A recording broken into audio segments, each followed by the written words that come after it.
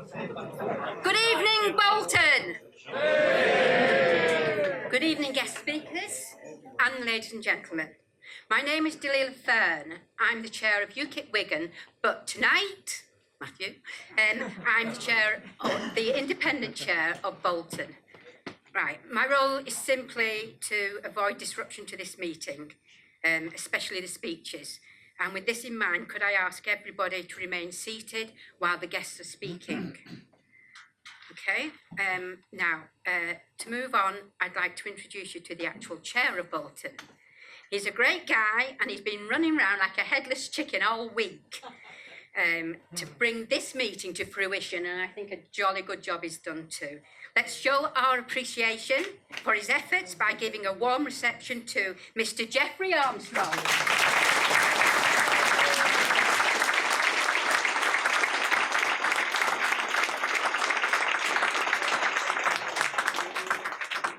So thank you for attending. Can I just say on behalf of Bolton branch, a warm welcome to everyone. I sincerely hope that you enjoy this evening, and please remain seated. At the very end of the meeting, there will be questions and answers, so everyone will be able to take part, okay? We've got a very packed evening. We've got 9 speakers, and it gives me great pleasure to introduce one of our newer members who's going to speak about why he's joined UKIP. So give a warm welcome for Ryan Wood.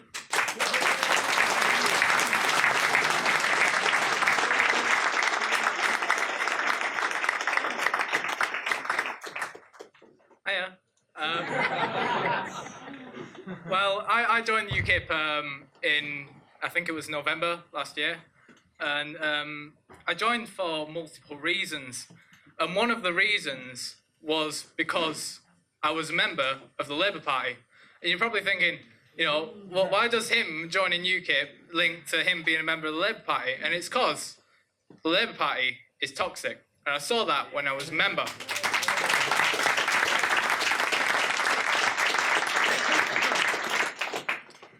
I joined Labour because I thought it was a working class movement for the working class, by the working class. But I couldn't have been more wrong when I joined. When I joined, I met plenty of decent people, but for every decent person in that movement, there were 3 people like them outside. All 5 of them. It was full of liberal elites and champagne socialists who didn't understand the day-to-day struggles of working class people in this country. They didn't understand the effects of multiculturalism. They didn't understand the effects of their policies. And for a while, I remained a member because I was somewhat comfortable for whatever reason. But these people are toxic because when I was out campaigning with them, the momentum lot, they'd shout in the faces of voters who had a slight disagreement with them. And the champagne socialists, because whilst I was out campaigning one time, we were sat in Starbucks, which is a tax-dodging corporation, sipping £5 coffee. So, and the guy who was speaking to me was going on about how capitalism was a model based on exploitation. So I just found it really ironic. So I eventually left last year in September when they were moving towards a second referendum. And I left and I thought, Ryan, you're going to stay out of party politics for a bit now. And then Theresa May came back with her Brexit deal, which was a shambolic deal, a half-in, half-out deal. Yeah, it was a surrender, whoever said that. And it was a surrender. And it was at that moment I realised that we're not going to get Brexit with the establishment parties in power. And I knew that for some time. It just took me some time to realise that. But even the Brexiteers in the establishment parties, they're a bunch of letdowns. Boris Johnson, says that no deal is going to be disastrous for the economy. Frank Field recently voted for Theresa May's deal, and people like Jacob Rees-Mogg, who I know many people have liked, but he's come out in support for Theresa May. So then I looked at the UKIP manifesto after like a few words in my ear from Jeff and people like Nate. And I looked at it, and for an interim manifesto, I've got to say it's a fantastic manifesto, and if some of you in the audience haven't read it yet, then I'd highly recommend it. It was a good read, and much better than the Communist Manifesto. So it was a great manifesto, and it discusses real issues affecting real people, like immigration, and like the Islamification of the UK. And it's by no means far right. I see UKIP as a very moderate party. It's quite centrist in many of its views. It's a party that says, let's have immigration, but let's control who comes in and control the numbers who come in. And it's a party that, whilst it's moved towards talking about Islam, it still refrains from speaking about Muslims and demonising Muslims. And it's the left-wing rhetoric in the media that makes us think, and many people think, that we are far right when we are anything but. I've come to realise that UKIP is Britain's last hope. Because the Conservatives and Labour, they're all in it together to stop Brexit. And UKIP are the only party who have consistently, over the past 25 years, who have argued for Brexit. And if there's anyone in the audience who haven't joined UKIP yet, I'd strongly recommend it.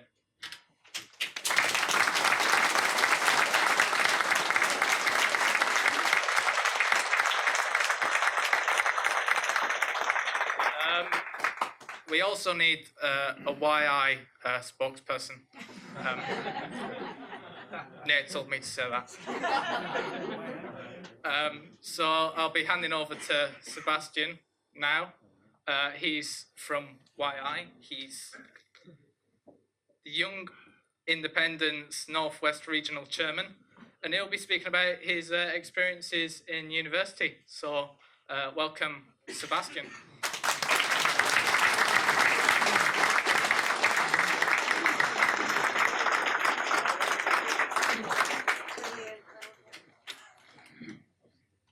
Hello, everyone. So, as Ryan said, I am the Northwest Regional Chairman for Young Independents, which is the youth wing of UKIP. So, I'm going to tell you a situation that I'm still going through with my university. And it's all about freedom of speech. And I'll just point this out now, that I have been a victim of political correctness. I have been a victim of the establishment. I made several comments within a university classroom in the break about certain subjects, Islam, and it all came up in conversation, which students brought on. I talked about how the UK is becoming Islamified with Sharia courts and the mass production of halal meat.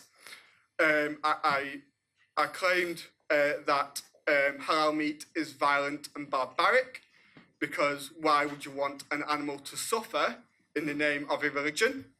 And I said in a lesson talking about the NHS privatisation, I said that the NHS should be privatised up to a point where if you're not a UK legal citizen, then you should not receive free NHS treatment.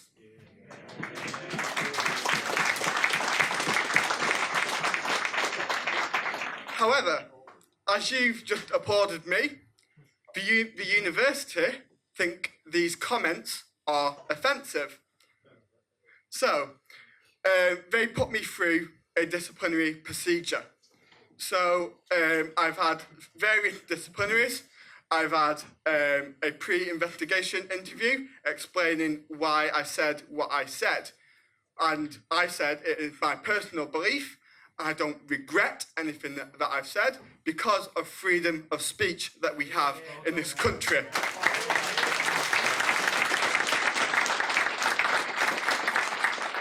So then it proceeded to a stage 2 disciplinary because they thought it was a serious allegation.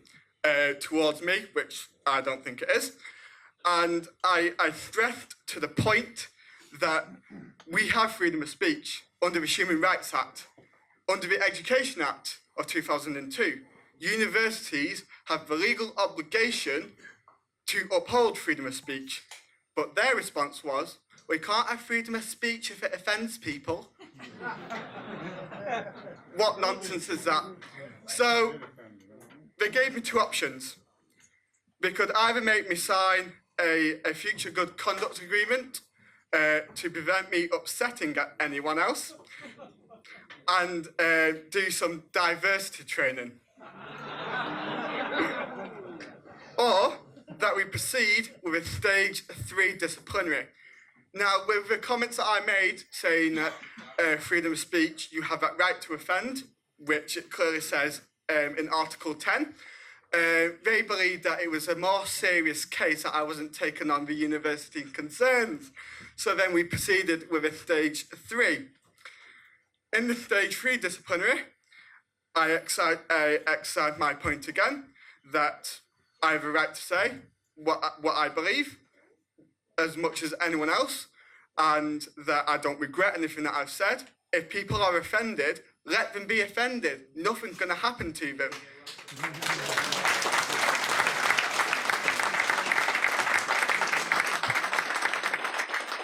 And when I mentioned about legislation, they totally dismissed it. They said it wasn't applicable because you've broken university regulations. So the university regulations state that it's either aggressive, disorderly, violent, or offensive behaviour. But the university is at fault because they can't even define what offence is. So how can they expect me to follow something if I can't define it? So at the end of this meeting, they came to the outcome that I did break the student regulations, which I think is total nonsense anyway. And basically, they suspended me from my studies. The University of Central Lancashire. Now, they said... Demand your money back. Well, I'll get onto that in a minute. They gave me... they said I am suspended until September, but not until I sign a future good conduct agreement or do diversity training. So I told them where to stick it, essentially. And that is why we need a youth affairs spokesman. This is happening all over the country, Gerard. And we need a youth affairs spokesman to actually fight upon these individuals to assist them and guide them, because we don't want the left taking over with political correctness. It's absolute nonsense.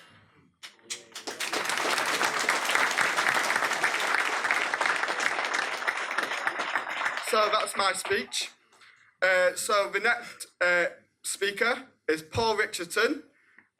He is an ex-councillor of UKIP and a former member, and he'll be speaking about his reasons for leaving UKIP. Thank you very much.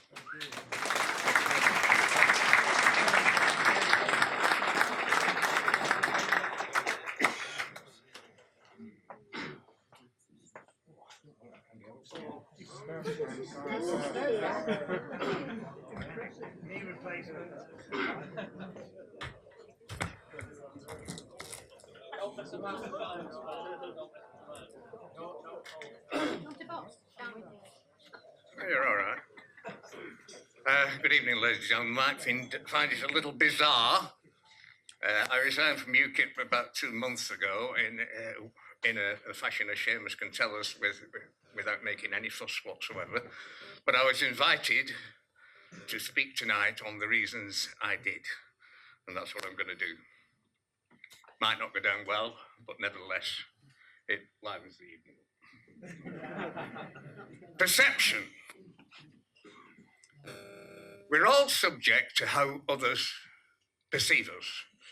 Even back in time when Robbie Burns said, "Oh, had some power the gift to give us to see ourselves as others see us." I could ask, how do each of you perceive me? answers on little bits of paper which you can hand to the chairman. But, and I'll lay odds that you perceive me in a different way to that way in which I perceive myself. However, tonight I have to ask the question, how does the voting public perceive UKIP? On that depends whether they choose to vote for UKIP or not vote for UKIP. We are at the mercy of the voting public, and we must never forget that. In the case of political parties, of course, the perception of the parties is entirely filtered through the media, be it television or radio, newspapers, magazines, and, of course, social media. Each party, of course, produces manifestos, but let's be honest about it. They are written and read by activists and anoraks, and the general public seldom reads them from cover to cover. So let's see how UKIP has been perceived in recent years. Now, in 2014, we were the blue-eyed boys and girls, the heroes and heroines of the battle to wrest control of the UK from that axis of evil known as the EU. And, if I can find page 2, must be under here somewhere. Oh, sorry, seems to have disappeared.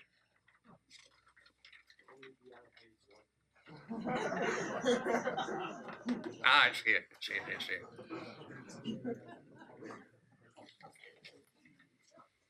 Right, this was, in 2014, all the way up to the referendum, this is the perception by the voting public of UKIP. And this was reflected in election results.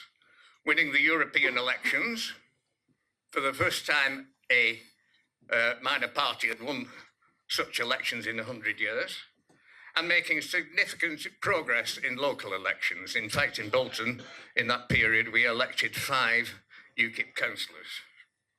After the referendum, zilch. Electorally, we went from hero to zero. And since that time, UKIP, in fact, has won nothing. Apart from the fact that winning the referendum made many people think that our purpose had been fulfilled, the media, of course, made much play over the shambles of the Diane James tenure of leadership, followed by Paul Nuttall and the disastrous Stoke by-election. That did not help the perception, the public perception of UKIP. Then, of course, followed the infamous integration agenda, published 3 days before and separate to the UKIP manifesto. The media had a field day, even quoting one commentator saying that we were firing off a range of mind-spasmingly senseless policies designed to prey on the very worst racial prejudices of our core voters. Well, when you're talking about legislation for the annual inspection of vulnerable young girls checking for FGM, what do you expect? It offended people. Certainly didn't help with the public perception at the general election, which short of followed, when UKIP got 1.8% of the vote. A reduction, which was 10.8% down on the 2015 general election.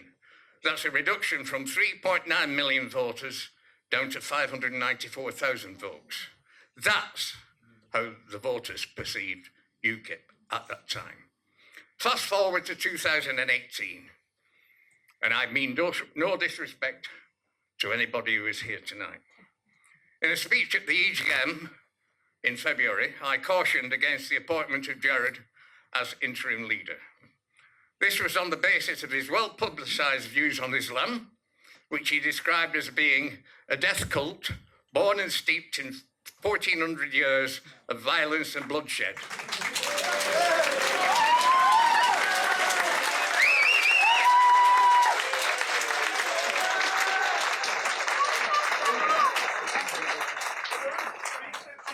Within a few hours of his appointment, the media were all over him.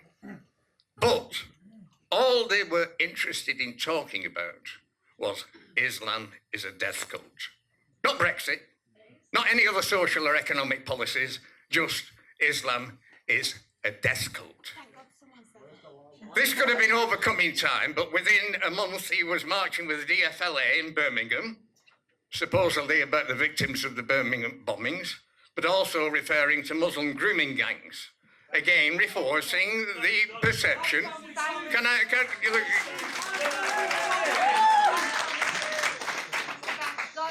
Again, reinforcing the perception. I'm talking about the perception of the voting public. Right? Which matters when it comes to voting for UKIP. Look.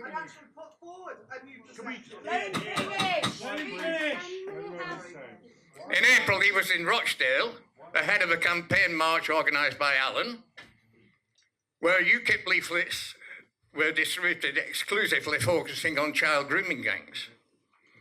In the May elections, a fortnight later, UKIP, of the 126 seats it was defending, retained 3 seats and lost 123.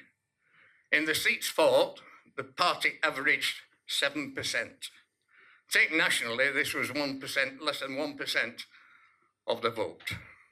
In Rochdale, in spite, or perhaps because of the UKIP campaign, UKIP polled 4%, compared with 16% in 4%. 14%. Well, you can check the figures yourself on Google if you like, Alan. 14%. Compared with 16% in 2016 and 25% in 2015. An indication of the local public perception, perhaps.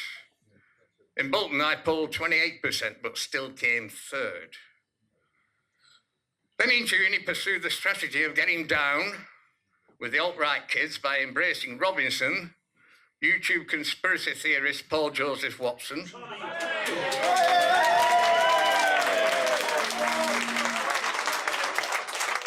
Nazi salute pub trainer Count Dankula,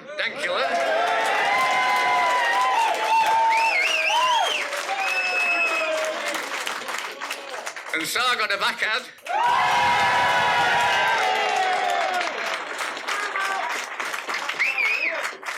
Finally, we come to the attempts to get Robinson into the party.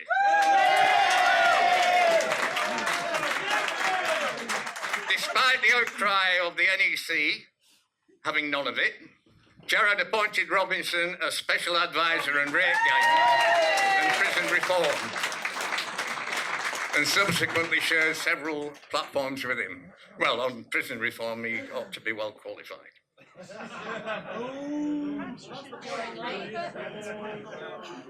Again, the press were all over this. Don't forget public perception through the press.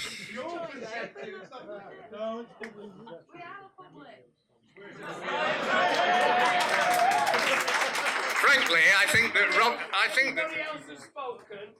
let this person speak. it's all right, they didn't have any laugh. At my expense. Frankly, I think Robinson is primarily interested in Robinson. And he's searching for an off-the-shelf party to pursue his own agenda. That's what I think. Can we let him speak? Now, finally, we come to my position. In Bolton, there are some 30,000 Muslims. Many, if not most of them, were born here, and none of them are going anywhere anytime soon. Broadly speaking, in Bolton, community relations are pretty good, although there are issues over ghettoisation, so-called deprivation, which is actually self-inflicted relative poverty, segregation in education, and special treatment by the Labour Council. Over the last 4 years, I and my colleagues have striven successfully to prove to them and the broader public that the party is not racist, if that is the correct word. That is the work we've done. Following much discussion, we adopted a local policy which stated we will support anything that leads to integration and oppose anything that leads to division and segregation. I think that this is contradicted by the present direction of the party. Now all our work is in danger of being undone by the antics of the top of the party and the direction which Gerard is taking it. For one, I could not be associated with the blunderbuss, tar 'em all with the same brush approach to their religion, which I find divisive. I'm also of the view it will achieve nothing other than pissing them all off. This in particular is because many of the practices which we in the UK find abhorrent and unacceptable are cultural rather than religious. SGM, forced marriage, honour killings, polygamy, oppression of women are matters of culture, not religion. I quote the authority of Gerard Batten, who authored a document, and you can explain the details of it later, Gerard, authored a document on the failure of multiculturalism in 2010-11. I'm not sure if child grooming is even cultural. It's certainly not religious, it's just criminal. Some of the above are downright criminal, but the keenness of the left-leaning establishment to accommodate the various cultures of immigrants and the broad assertion that the UK is a multicultural society has directly led to the situation we are now in and the lack of determination to deal with it. I do feel, however, that the current focus of the party, it would be better advised to go back to the basic premise that multiculturalism has failed and work forwards from there. Cultural practices of any group, Jewish, Muslim, Hindu, Rastafarian, any group whatsoever, which are offending against British sensitivities should be proscribed, prohibited and banned. I am. The party needs to get back to being mainstream, albeit radical, rather than a street protest group. I think that adopting the approach I suggest will give the voters a better perception of the party and perhaps a better chance of electoral success. I don't think it will happen, but until it moves in that direction, I cannot continue to be a member of this party. Thank you.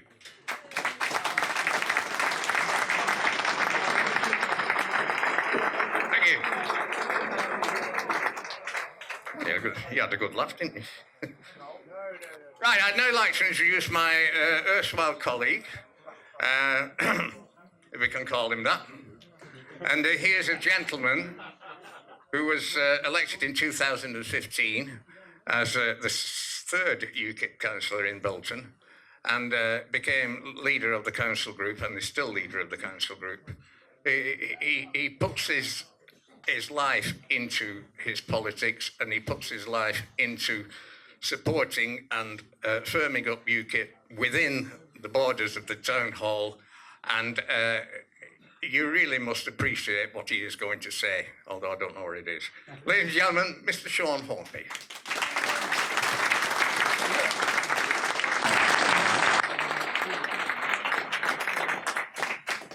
Okay, thank you. And first of all, may I say welcome to Little Lever, which is the strongest UKIP place in the whole of Bolton.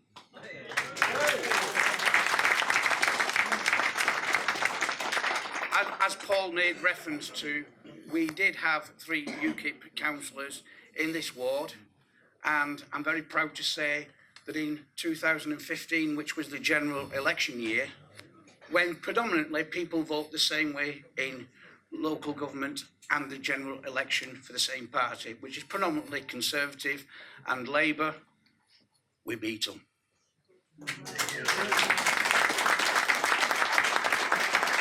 Okay, where are we? I'm going to talk about UKIP councillors and what we do best here in Bolton, and in particular the 2 wards that we've got a strong membership of. Little Lever and Darcy Lever.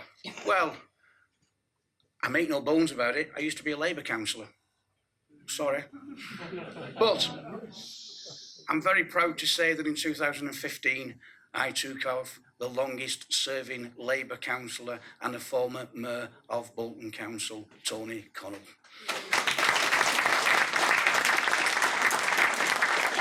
So, what do UKIP councillors do in this area? We do a damn sight more than Labour councillors and Conservative councillors and Liberal councillors, I'll tell you that for nothing. You can see us every single day, and there are people in this room that have tagged me into various things at all times of day and night on social media. I hate Facebook, but I accept that that is what people use to get in contact with us, and we've got to embrace it. Trust me, if I wasn't a councillor, you wouldn't see me on social media at all. Bolton Council is made up of 60 members of the council, and in 2014, 41 of those members were Labour councillors. Today, that split has changed. It's 30-30, and we've all to play for in the local elections this May. When I arrived on the council, the perception was UKIP was racist. I'm telling you now, this party is not racist.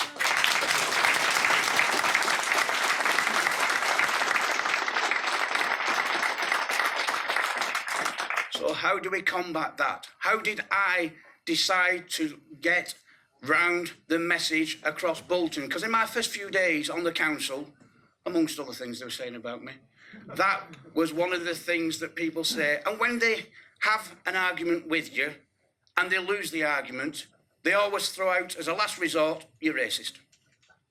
I haven't got a racist bone in my body, right? I go out to mosques, temples, and meet these faith leaders on a regular basis.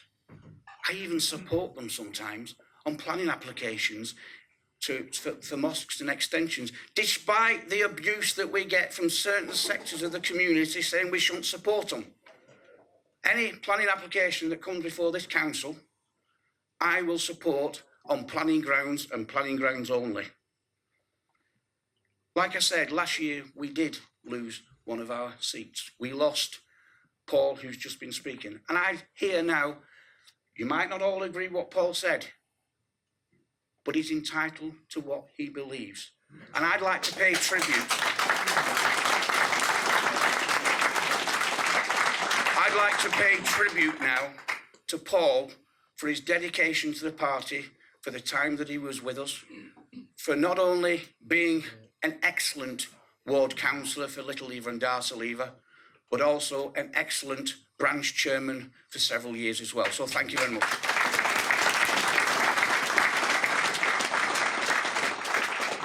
In Bolton, Labour are corrupt, might be the wrong word.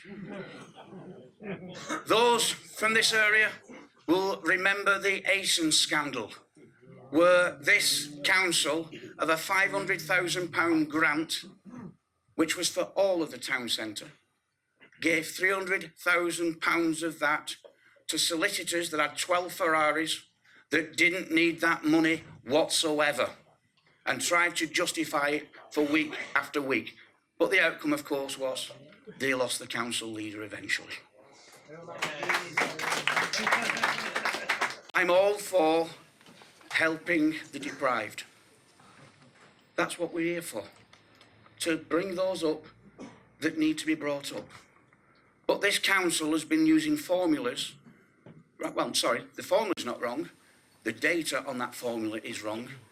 And areas like Little Lever and Darcy Lever have been deprived of tens upon thousands of pounds for the last 15 years.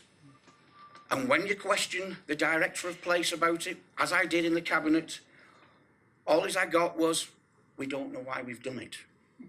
That's changing now, thanks to cooperation between the Conservatives, the Liberal Democrats and ourselves. That is about to change. I hope that this party will survive, because we have to be a party that is not perceived to be of one issue. And I've already had a discussion with Gerard with regard to local government and a local government agenda. Because at the end of the day, UKIP did things the opposite way round. Normally, you start off by electing people as councillors, then MPs, and then the MEPs. We did it in the reverse way. We got the MEPs first, then we got 1 or 2 MPs, and then we got councillors. So, what's the word? Tits up.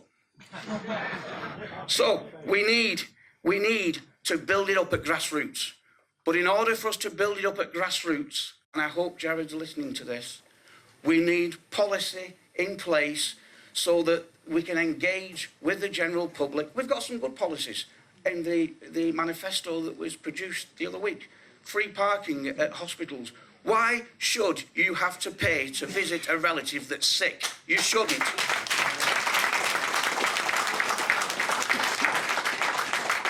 And as for the BBC, why should we have to pay a TV licence to an organisation that is biased not only against us but against others?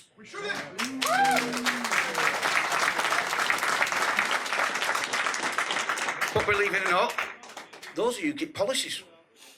But we've got to talk about them. There's more about tuition fees for students. Jeremy Corbyn promised to abolish them. And then when he didn't win the general election, what did he say? We couldn't have delivered it anyway. But you can always tell if Jeremy's lying, his lips are moving. So finally, I think as a party, we've got to build it up. We've got to get down at them grassroots. We've got to look professional. And if we're going to get there, we've got to stop fighting with each other and get on with it. Thank you very much.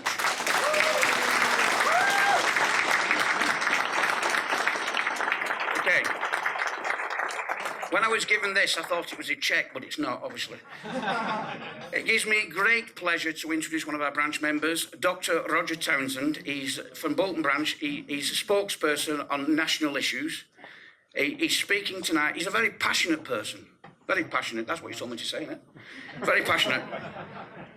He's going to talk to you now for a few minutes on national populism. Thank you very much.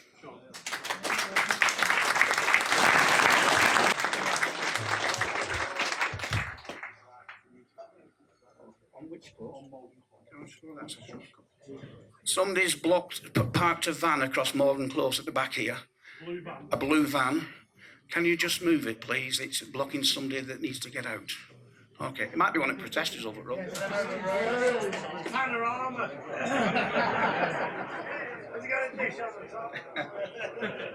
Thank you very much for that, Shaun.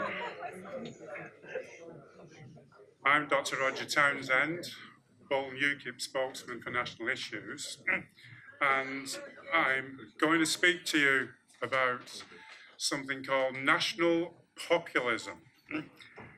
This is the answer to the question that many of us get after the 2016 referendum has been won.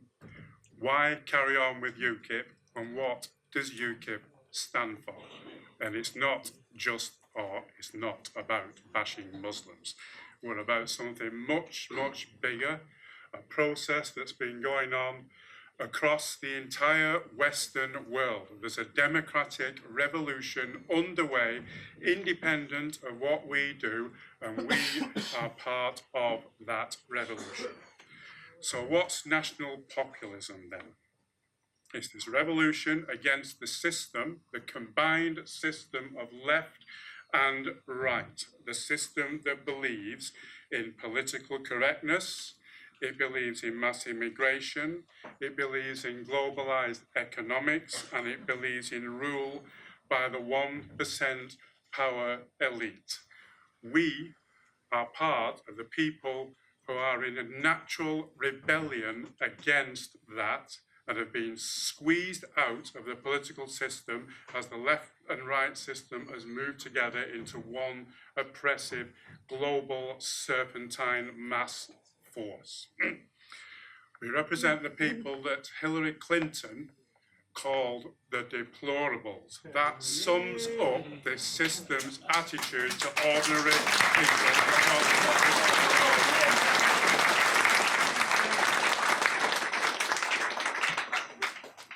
So that's what we're against. It's been said we're not just a right-wing party, we're a combined party, an anti-system party. The ideas of left and right are now out of date. The new battle is between the system and the anti-system. Core principles. If people ask you, what does UKIP stand for? What are its core principles? There are essentially two core principles.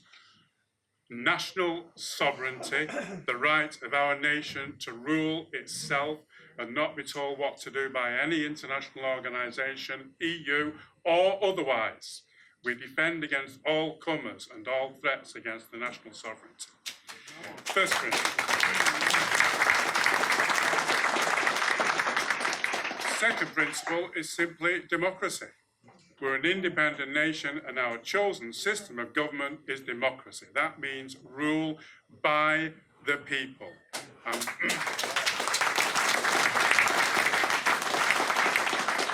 Not by the political class, not by the power elite. Now, those principles permeate and lead like an automatic pilot to all of our policies, essentially. The system has moved together, it's trying to limit debate, limit policies. We represent those who have been squeezed out against that. So Brexit, as has been said already, we're the only party that stands for a full Brexit and a no-deal Brexit. Let's not have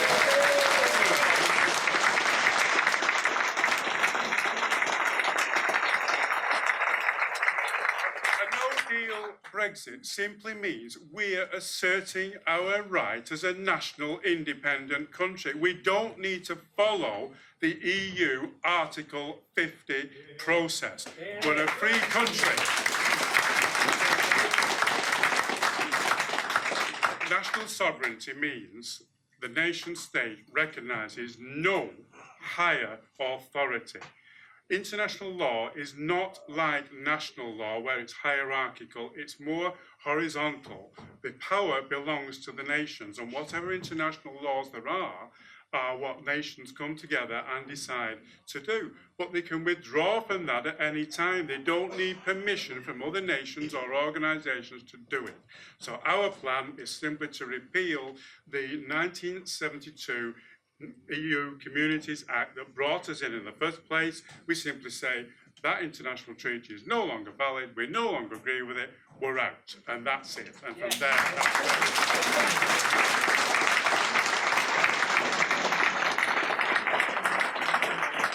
so we're the only party offering that. Obviously, the others aren't. Conservatives, Muslim, Fudge, Liberals and Labour, they just want to get us back in Remain and fuzzy the waters. So back to national populism then as the automatic pilot and the guiding principle, juxtaposing the system against the anti-system. Our second biggest policy that everybody knows, of course, is immigration. And again, here we're against the entire system. Everybody else wants more immigration, mass immigration, lots of different types. Watch out for tricks. For example, recently we've had an increase in the amount of non-EU immigration as EU immigration goes down. That's a system trick. We need to get the whole lot down in a very, very big way, offer clear democratic choices for the 24% of people in this country, according to opinion polls, that are against all immigration. Actually, if we can get our poll rating up from 4% to 24%, to a group of people who already agree with us, I'm sure we'd all be happy with that. And there are 70%, of course, who want control of immigration. So this should be an open door for us. A natural policy, let's shout about that, and the system will moan, let it moan. Those 24% don't have a voice. We're about giving the so-called deplorables a voice. They're voters, they're people, they exist, they're a right to have their opinion. Okay, let me quickly then move through some of the other policies and show again how national populism, this idea of juxtaposing ourselves against the combined system, works, and how we are the only party offering clear democratic choices. Foreign aid, 13 to 14 billion pounds a year. We will reduce that massively to around about 2 billion pounds. We're the only party who's offering anything even remotely like that. Okay, the £2 billion will be for disaster relief. We're not callous people or anything like that, but we don't accept that developing the rest of the world is our responsibility. It's not our fault in the West or in Britain that they're where they are, and it's not our responsibility necessarily to bring them up. But we are prepared to help out on disaster relief. HS2, another thing, waste of money, scrap it completely. The only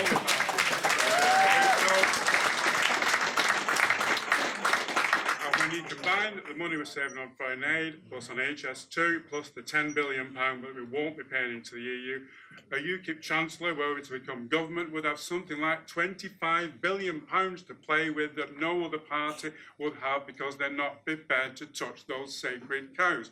We are, and we're prepared to use that for things that the people really want, such as the NHS. We need some more money for defence. The rundown of our defence budget has been appalling.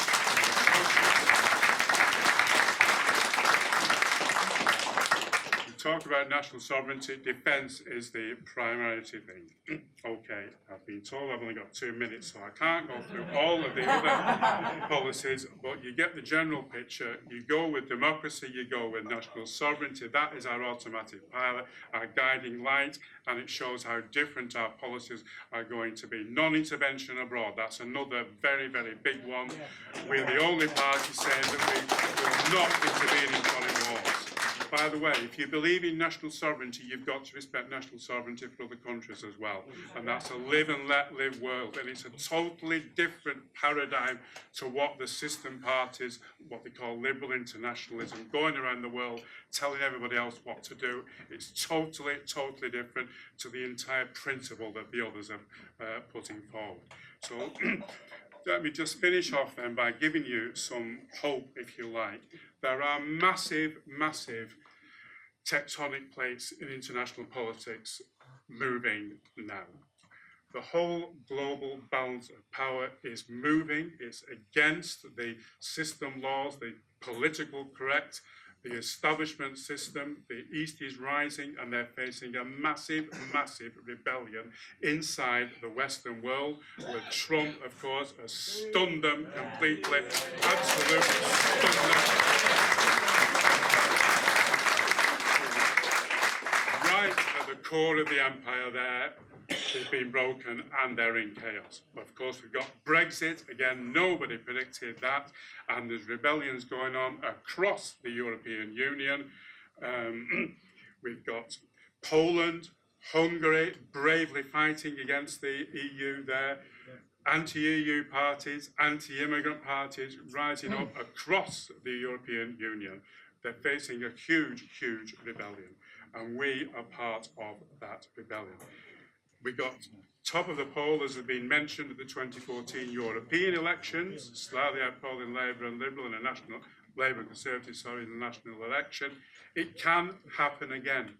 The electorate is very, very volatile. There's at least half the population who are in rebellion, looking for a home, and it moves around from UKIP. It did go to Jeremy Corbyn in the 2017. We have to accept that. That happened, and that is because people are angry about the differential of wealth in this country and the skewing of that differential of wealth, and that is caused by globalization, one of our big enemies. It's deindustrializing the West, and it's concentrating, using the banker debt system, wealth into the 1%, and this is against everybody else.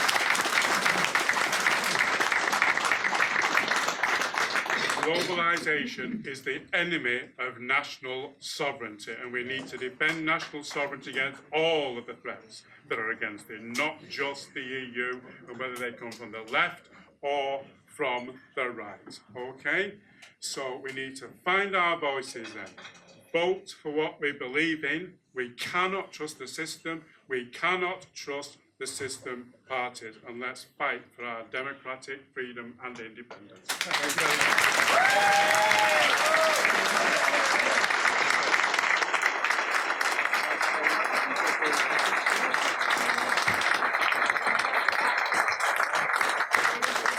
Thank you, Roger. We're going to take a short break now, a short 10-minute break. And when we come back, we'll have our 4 main speakers. We'll then have some food, and then we'll have a question and answer. So a big round of applause for all our speakers. So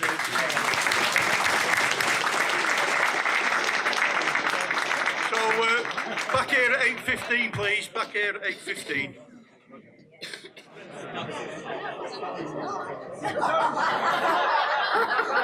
Okay. Okay, we ready? Start again? Okay, right. The next speaker is Seamus Martin. He's the co-chair of UKIP in Greater Manchester, and he is also the chair of Salford. Can we please welcome Mr. Seamus Martin?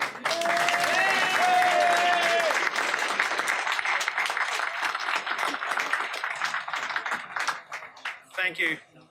A reasonably respectable 7% of the vote, or a really rather woeful well under 1% of the vote. If I were to ask you which of those figures is a true reflection of what UKIP achieved at the last local government elections in May 2018, curiously, both figures are correct. In the wards throughout the country where UKIP actually fielded a candidate, we averaged over 7%. In my own local ward in Salford, the UKIP candidate there managed 13%. In different parts of Greater Manchester, including some wards in Rochdale, the UKIP got 13, 14, 15%. And as Paul Richardson mentioned earlier, here in Bolton, in the ward where he was defending his seat, UKIP won 28%.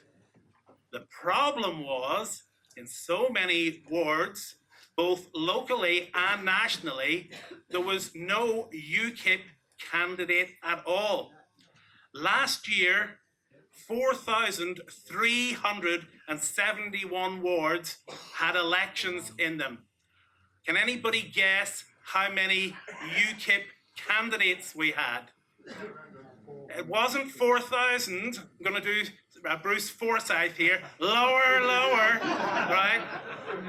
Wasn't 3,000. It wasn't 2,000 or even 1,000.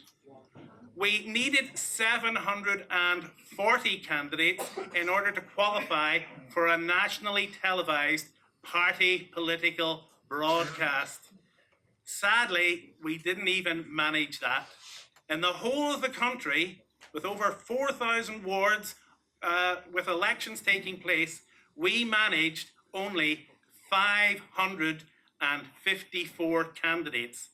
That meant that in fully 87.3% of wards, when people opened their postal ballot and said, oh, I'm going to vote UKIP, wait a minute, hey, there's no UKIP candidate to vote for. Or on polling day itself, they went into their local school or library or wherever the polling station was, I'm going to vote UKIP. Oh my goodness, no candidate. What on earth is going on? Well, the good news is that in Greater Manchester, there was no UKIP candidate in only 74% of seats. Didn't we do well? Right.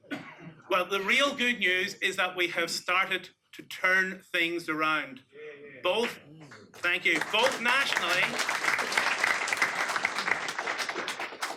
nationally and here in Greater Manchester.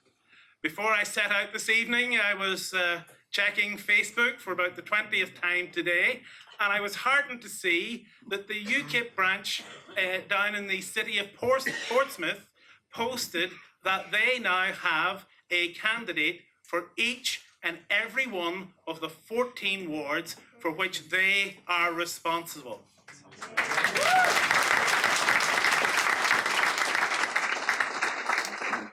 here in Greater Manchester, last May, in Bury Council area, where there are 17 wards, there were no UKIP candidates at all. But by July, when a council by-election was held in Bessis ward, we found, recruited and fielded a UKIP candidate. The following month, again in Bury Council, there was another by-election, this time in East Ward, and we fielded a UKIP candidate. In September, there was a council by-election in Salford in Eccles Ward, and we fielded a UKIP candidate. And he was the candidate in May last year, candidate in the by-election in September, and he's going to be the candidate again in May this year. His name is Keith Hallam, and he's here with us tonight, so let's give him a round of applause.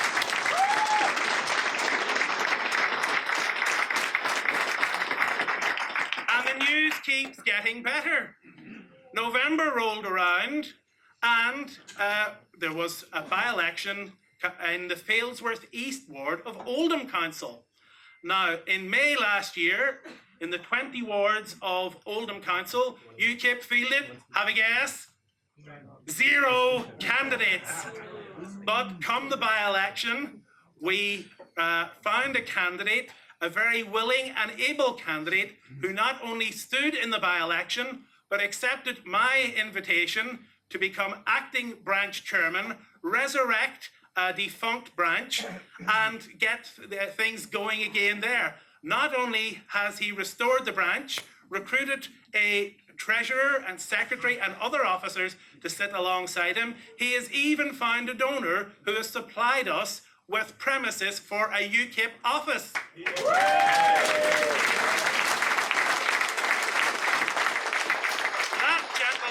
Here with us this evening. His name is Paul Goldring. So Paul, please stand up and take a very well-deserved round of applause.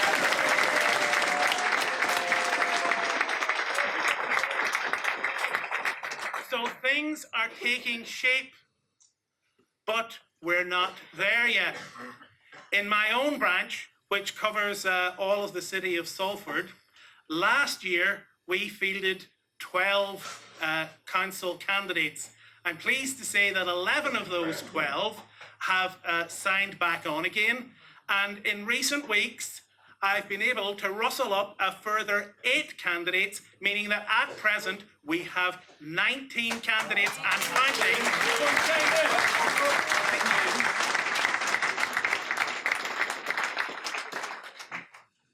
But we need your help.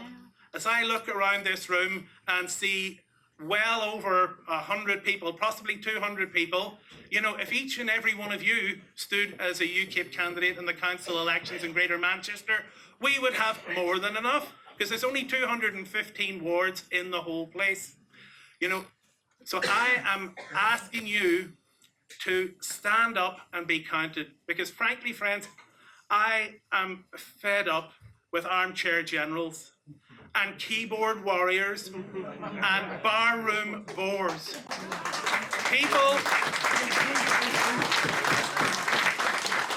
People who talk the talk, and often then some, but don't actually walk the walk.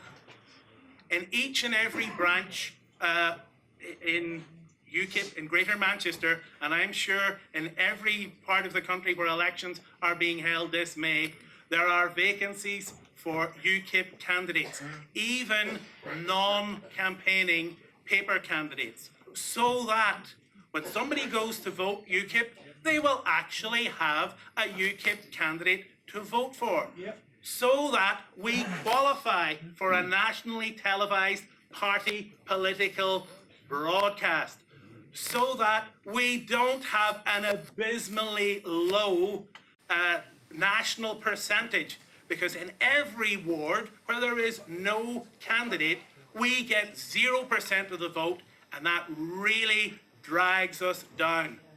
So if you're asked by your branch chairman to stand, please do. And in fact, don't wait to be asked. make contact with your branch if you know who the officials are. Make contact with myself or Nate Ridings, the two co-chairmen of Greater Manchester, or if you're from further afield this evening and there's elections in your area this May, make contact with the National Party headquarters and they will put you in touch with your local branch, because we must keep this show on the road. People cannot vote for UKIP if there's no candidate to vote for. That's why we need you. UKIP needs you. Brexit needs you. So please, nominations open on the 18th of March. They close at the beginning of April. Sign on the dotted line. Do the one thing that really counts. Thank you all very much indeed.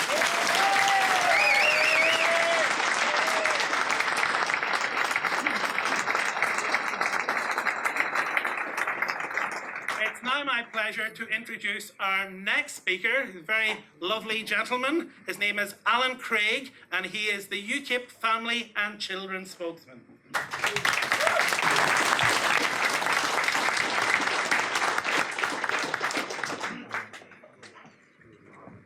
Thank you very much indeed, Seamus. It's a real pleasure and privilege to be with you here this evening. I don't have a lot of connection with Bolton. In fact, it's a long time since I last came to Bolton, but many years ago, I was at university in Newcastle upon Tyne, and for 3 years I went out with a girl who came from Bolton. I learnt how fiery Lancashire lasses are. It's an experience that stayed with me for a long time. But the good thing is, although we're not married at all, I'm married to somebody else completely different, we're still good friends, and it's good to be friends with her, and I shall look forward to telling her about how I've returned to Bolton. But I want to talk about something very serious, if I may, just for a few minutes. Which I think is really serious. I felt a great privilege when, not quite a year ago, when Gerard asked me if I'd become the Families and Children spokesman, and then subsequent after that, he asked me if I would concentrate on the what he called the grooming gang, the rape gang scandal, which you will know and I know it's one of the most horrific scandals, national scandals, perhaps for 200 years or more.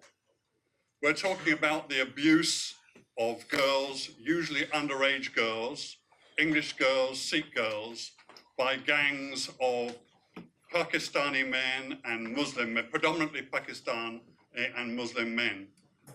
It is utterly horrific, and what has happened to these girls has been utterly barbaric. I've spent time, one of the worst afternoons I spent, maybe 6 months ago, I spent with a family of a girl who had been raped and who had been abused. And it was absolutely heartbreaking. And as a father of daughters, I could particularly identify with the father there, who frankly, because of what had happened to his daughter, was a broken man, an utterly broken man. The family had been to social services, the family had been to the police, and they got absolutely no support, no help whatsoever. So this barbarism has been going on, and I calculate there's something like 250,000 girls, I'll say that again, 250,000 girls have been raped and abused over the last 30 or 40 years in this country. It is a horrendous scandal, and it's a scandal that rarely gets the attention it should do. And it's right that we should be angry, very angry, with the men who have perpetrated this. But I want to put to you tonight, there's something else we need to think about, and another focus for our anger, and certainly a focus for my anger. The authorities up and down the country, but particularly across the north and the Midlands, the local authorities and the local police have known about this going on for decades. They have known about it, and they have turned a blind eye.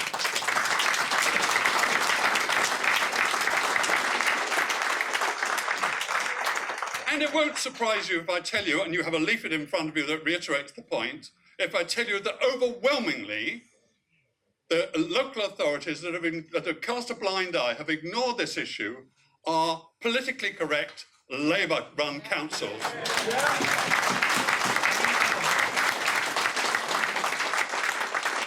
If these councils had fulfilled their duty of care over the last decade or 2 decades or 3 decades, thousands of girls would have been saved from the abuse and the raping which they've undertaken, which has happened to them. So I put to you that we as a party have a job to do. It is not our job, it is the police's job to go and arrest the perpetrators. It is their job to go and do so. However, it is our job as a political party to hold the Labour Party accountable for the abuse of all these girls.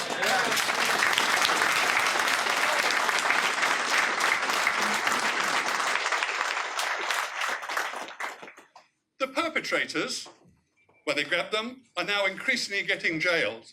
I have yet to see any of the Labour councillors or any of the people in the local councils being jailed or put aside or even lose their jobs. And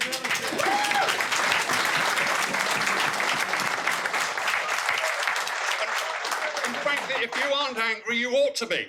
You ought to, on behalf of those girls, you ought to be. Their lives could have been saved if the Labour Party, predominantly the Labour Party, had done its job properly. But because they're politically correct, because they did not want to confront an ethnic and religious minority, or because they're well aware that the Labour Party is utterly dependent on the Muslim vote, 85% of Muslim vote Labour.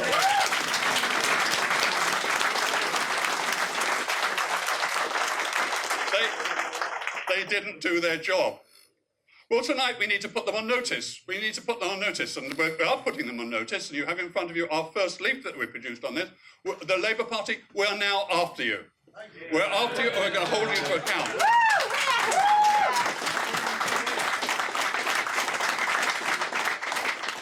And I'm appealing to you from branches across the north, across the Midlands, and indeed elsewhere.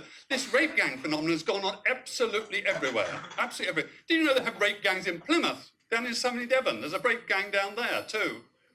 But it's going on especially here in the north and across the Midlands. And I'm appealing to you branches right the way across the north and Midlands to join me in exposing the Labour Party for what they've done. We're after them.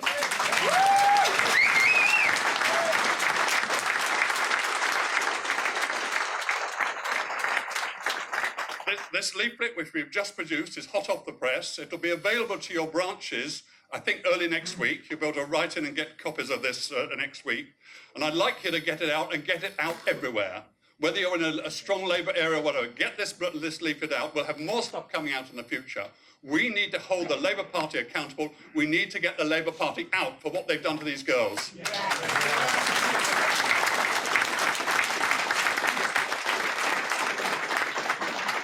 One last thing.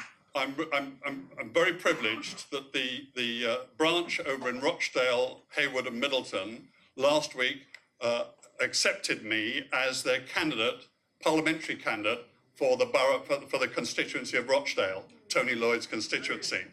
I count that a great privilege. I count that a great privilege.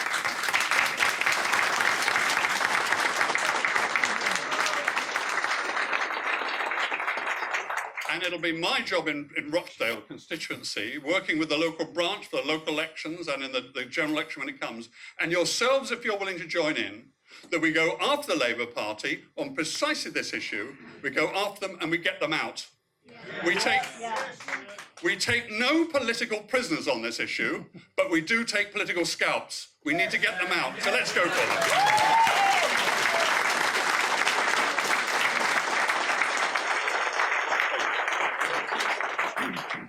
Okay, it's my turn and my privilege to introduce the next speaker, who actually, from the applause he got earlier, he doesn't really need me to introduce him at all.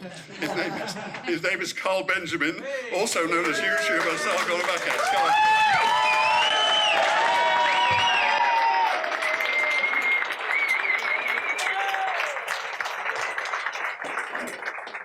Good evening, ladies and gentlemen. I hope you can be all well. So I was going to come up here and whine to you about the EU for a while, but to be honest with you, I think we're all on the same page with that. So what I thought I'd do is address some of the things that Paul Richardson said in his speech, because I think it was very brave of him to come up and speak to an audience that he is in direct opposition to, and gave him some heckling as we all saw. But I also think it's really impressive that we'd have a critic up to speak and to tell us why they think we're not doing a good job. Because it's really hard to imagine a Labour or Conservative gathering doing the same thing. So, and the thing is, I think that it's not that he has legitimate concerns either. The points that he's raising are valid points and we should address them. So the main point, as I took it, was that the perception of UKIP as the political party that it is, and the fact that it did very badly in the polls following the Brexit referendum. Now, to me, what that says is that the public widely perceive UKIP to be a single-issue party about Brexit. And to be honest with you, it's in the name, UK Independence Party. Of course, that's what people think. But I also agree that, and other people have made this point, that we absolutely need to become a multi-issue party. And clearly, one of those issues is going to have to be Islam. Because at the moment, the variant of Islam that we have proliferating very successfully in this country is primarily Deobandi.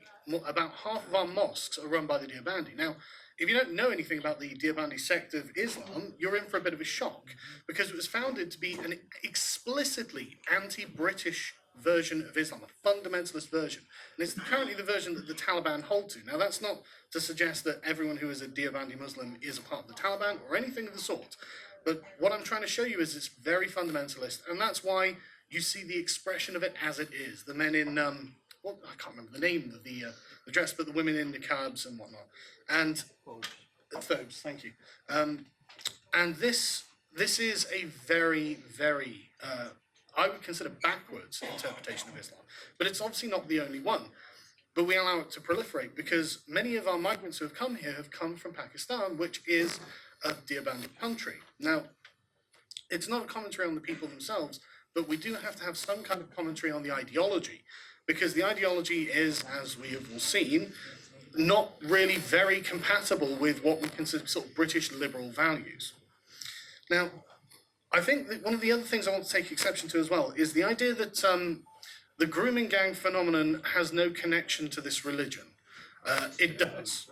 There's simply no question of it. And we can see very clearly from the scriptures how they're being interpreted, how this connection is. Now, I mean, for example, the grooming gangs themselves, when they're in courts, you can read the reporting on the cases, and they'll say that they viewed them as worthless white trash. You know, exactly, scum. But it's because these women weren't modest, they weren't decent, and they weren't integrated into their own communities. So often these people come from broken homes. These people don't have people looking out for them, and they're easy prey.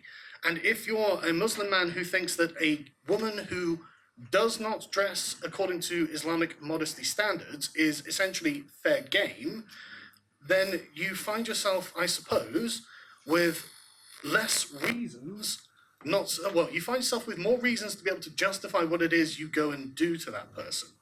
And I think that when you say, when Paul said that was not religious but criminal, I mean, that just doesn't make sense. No one goes out with the desire to commit a criminal act for the sake of committing crimes. They go out and commit an act for the sake of something else that happens to have been criminalized. Otherwise, what we're saying with that is that these Muslim grooming gangs were just as likely to break into someone's house and steal their TV if the aim was just to be a criminal.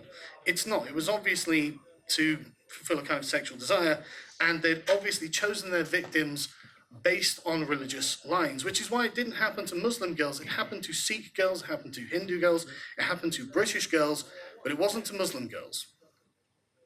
The next thing is the idea that this is a cultural practice that can be somehow separated from the religion itself. I don't agree. I think that the religion itself is something that is like it's so closely tied to the cultural practices of these regions that I just don't think it's something you can separate. It's not that it can't change, it absolutely can, but it won't change unless we have the fortitude to have these kind of conversations. Because there is no doubt,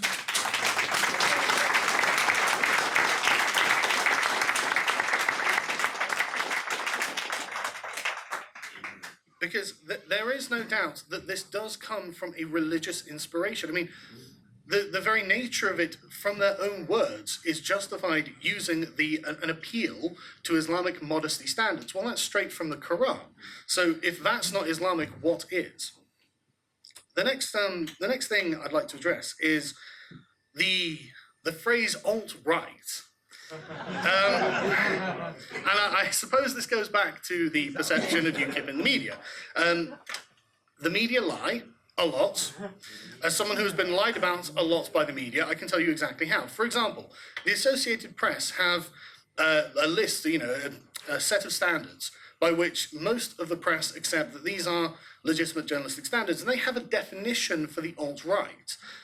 They're fascists, they're white supremacists, they are the people who we can actually call Nazis. They don't like Jews, they don't like non-white people, they only like white people, and they only like white people as long as they're doing what they want them to do. I'm partially mixed race, so I'm not really interested in being a white supremacist. I consider myself to be a British liberal, which I consider to be the very opposite of fascism. I consider it to be the very opposite of Nazism. I personally just don't care about your race. It's just not a subject I have an opinion on. I care about the thoughts in your head because they can be changed through dialogue. And on the subject of dialogue, although this wasn't mentioned in his speech, I think that one of the things that UKIP really needs to, it's the only party that is taking any of this by the reins is free speech. We have a real problem with the way that we talk with the way we're able to talk to one another. Now, it's not always pretty what people will say to one another, but I don't think the government should be able to criminalise you for having an opinion, no matter how offensive it is.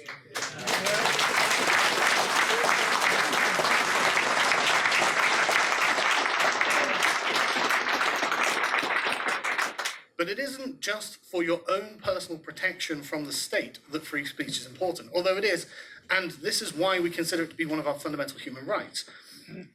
The most important thing is what it facilitates, because if we can't raise the objections that we want to raise, regardless of how other people feel about them, then we can't raise them at all. And it's only in the raising of these objections, even if people's feelings are hurt, that they're prepared to take on board that they maybe are doing something that the people around them object to. It's a social mechanism by which society does end up changing. And what anti-free speech laws do, or hate speech laws do, is effectively box off every particular grouping that the particular progressive hand has to hand in the forefront of the mind. For example, a Muslim, a black person, whatever the grouping they want is.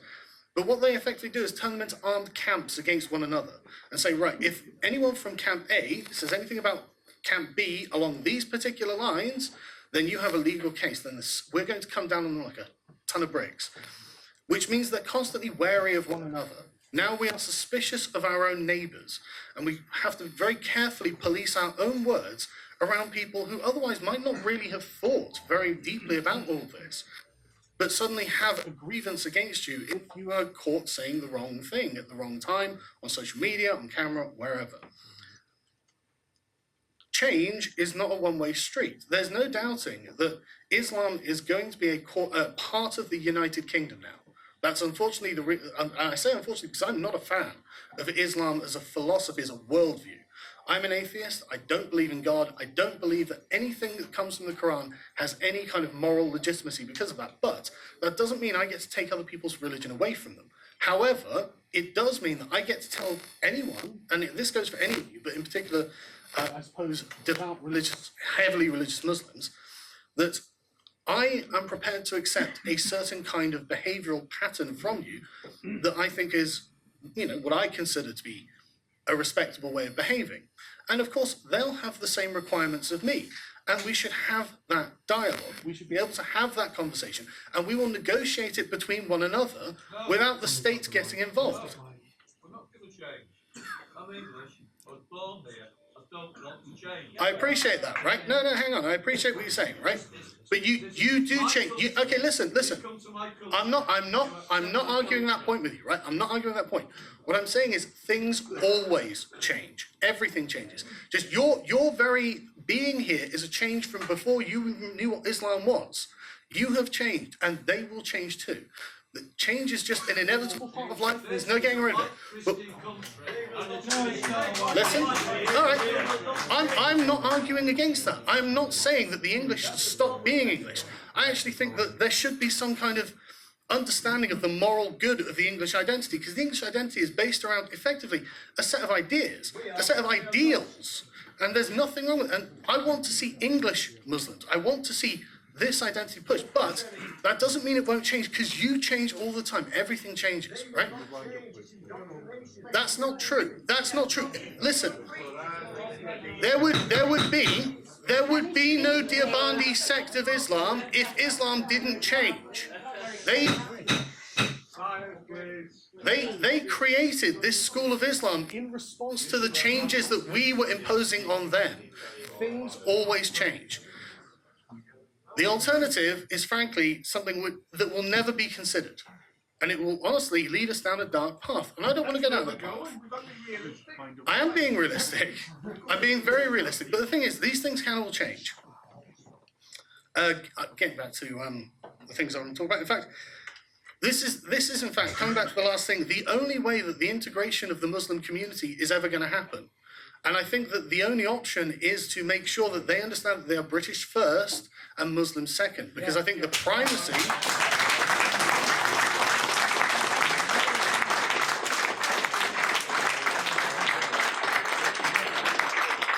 Because the great question of our age is the question of identity. What are we? What are you? Who are you? Who are these people? How do we end up living together with one another?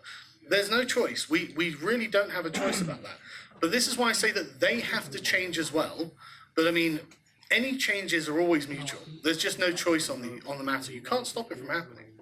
To take over, either we surrender or we fight back. Well, who? Listen, right? I agree that there are absolutely a subset of the sort of more radical Islamist types who have come to take it. I mean, look at the Trojan horse scandal and things like this. They will go out of their way to be openly deceptive and manipulative. Absolutely. But that doesn't mean that we can just pathologize all Muslims with this brush. We can't say you're all the same and you all have to be treated like this, because they're not all the same. Yeah, but okay, well, I tell you, I'll talk. I will talk to you about it afterwards. Unfortunately, I'm running out of time, but I'll talk to you about it afterwards. There will be an option for questions and answers later. But let's listen to the topic and let's move on. Yeah, I appreciate that's annoying, but the thing is, unfortunately, we're trapped within a political reality, and we have to operate within that. There'll be questions and answers afterwards. Can we please keep to this? Just let them speak.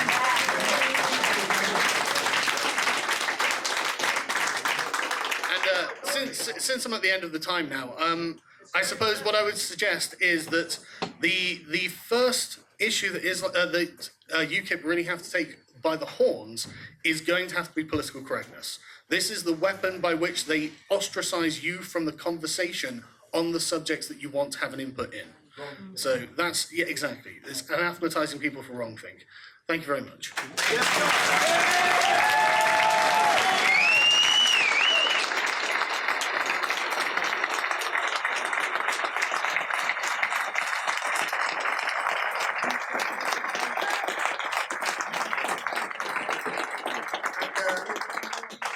I suppose I don't really need to give Gerard Batten an introduction, but next is the leader of the United Kingdom Independence Party. Thank you.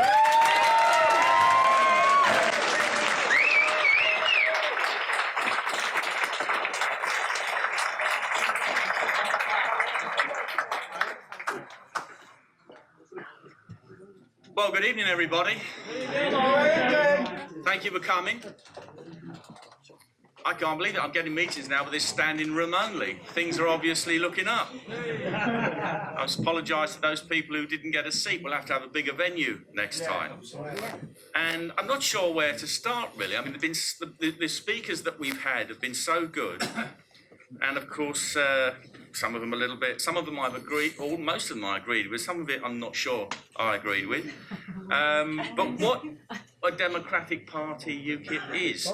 What other party would invite a speaker onto the platform to tell you why they've left? Why the leader of the party on the platform?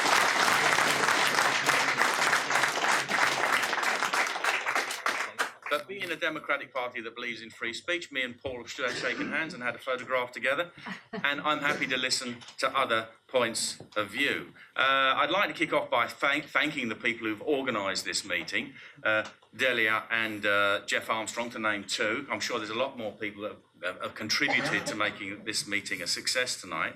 And of course, Jeff has informed me, or reminded me, that Bolton actually voted by 58.2% to leave the European Union. So congratulations.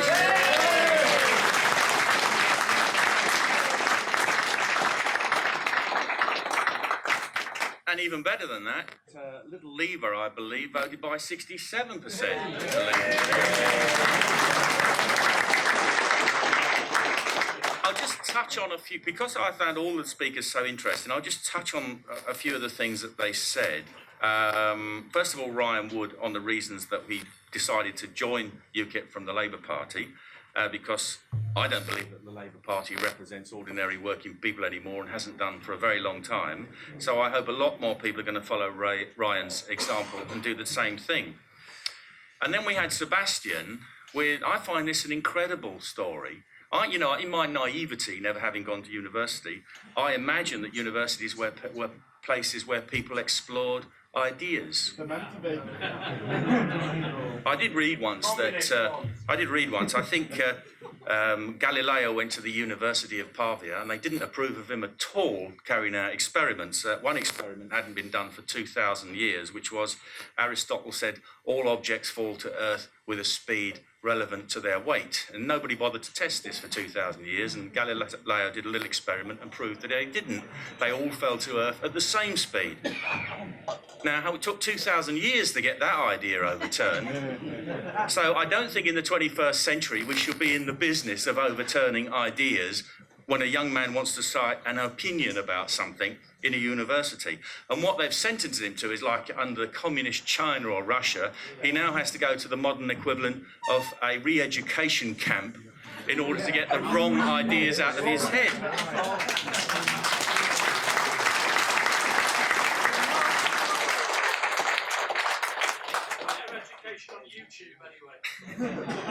And of course, I mentioned Paul, and Paul is right in a way about perception, but I don't believe that you should be in politics unless you believe in something. And if you're not prepared to talk about it, why are you in politics? One of the problems that we have, one of the biggest problems we have in politics is so many of our elected politicians don't actually believe in anything, or at least nothing they're prepared to tell you about. And this is why we're in the mess that we're in, not just in this country, but in the Western world. And I can tell you that UKIP was being called racist a long time before I took over as leader. And you may remember during the referendum campaign, Nigel Farage himself was called racist for daring to talk about mass uncontrolled immigration. And of course, Shaun, who talked about being a councillor, is very true what he was saying. We are not a one-issue party. We have never been a one-issue party. The trouble is people don't always know about them or they're not interested in them. We've actually had policies right from day one. 25 years ago, we had a full manifesto. And I was very interested in what Dr. Roger Townsend was saying, because he's right about what's going on in the Western world. We now have an economy which is run for the benefit of the international bankers. And there is a strange kind of unholy alliance between the left and the right, where you have an economy run in the interests of international bankers, and the left wing are going along with it because they get certain policies passed by international organisations like the EU, which they regard as left wing. Well, they may be in bed together for a while, but I think that marriage is going to go wrong when they find that their interests actually, in the final analysis, are inimical. It would be a strange irony, I think, if Jeremy Corbyn was actually elected to be Prime Minister, that we had his Marxist government, who then had to take us out of the European Union because they wouldn't be able to implement any of their policies because they'd be contradicted by EU law, for example, on the privatisation of companies, etc. Now, I hope we don't ever get Jeremy Corbyn as Prime Minister, and that isn't the way I want to leave the European Union as much as I do. Seamus talked about the need for candidates, and absolutely, we must have candidates. I'll talk about this in a little while, about the elections that we face, but he's absolutely right, and it sounds to me like he's doing a fantastic job in recruiting candidates in his locality. And of course, Alan Craig.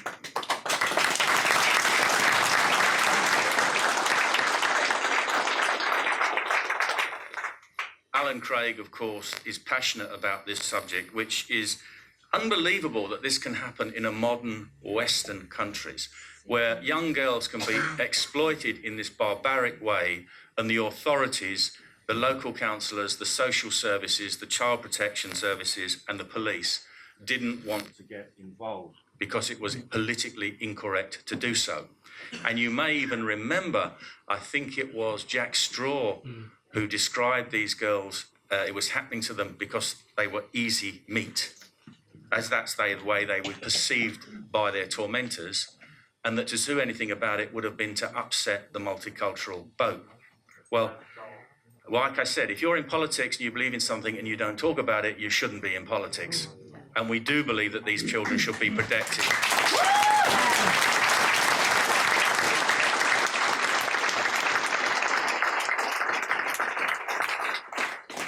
And of course, Carl Benjamin has found out when you have free speech, people disagree with you, sometimes are a bit verbal. But all of the speakers are entitled to have their say, because when you stop people having their say and you move away from a society with free speech, you are moving into a very dangerous place. That is happening to us institutionally, through the media, through universities. Don't let it happen to us. Anybody on a platform in UKIP that's got something to say should be respected and listened to.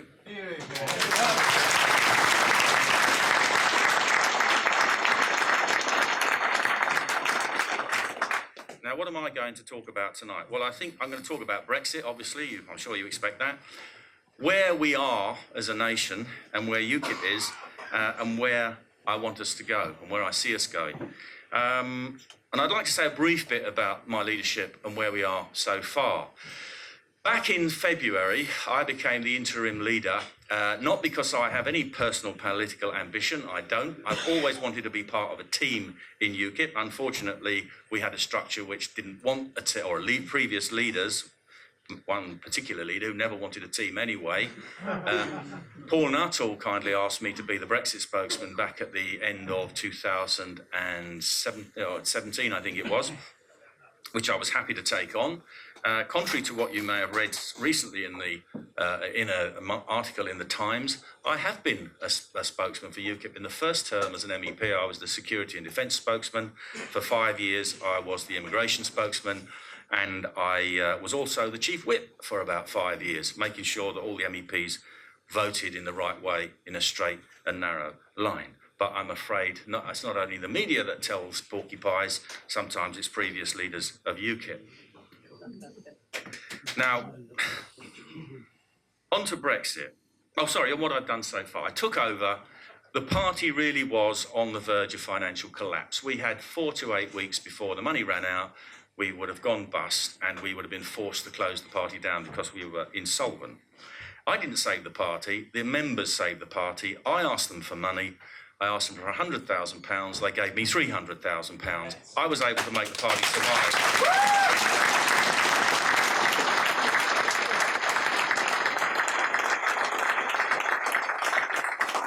The membership figures were falling through the floor. We were losing 1,000 members a month at least. It took me a while to turn that round, and of course I was ably assisted in that by Mrs. May, who came out with her Chequers plan, which is one of those things that in this whole process that's been forgotten about. But when Chequers came out, coupled with the things I think that I was doing and saying, we began to get membership going up, and we went down to a low point of about 17,000. We are now edging up towards 27,000, and I'm looking for the next big boost in membership. In terms of the percentage of the vote, you remember when I took over, it was down to 1 to 2%. In some council by-elections, we've been getting 13, 17%. Yes, we've had some rubbish results like 1 and 2%, but we've also had some really good ones like 13%, 17%. And we are on an average now of about 6 to 7%. And people say, well, you can't win any seats on 6 to 7%. No, but you can stop other people winning seats. Yes. Under our first past the post system, most seats aren't really seriously contested because everyone knows it's either a dyed-in-the-wool Tory or dyed-in-the-wool Labour.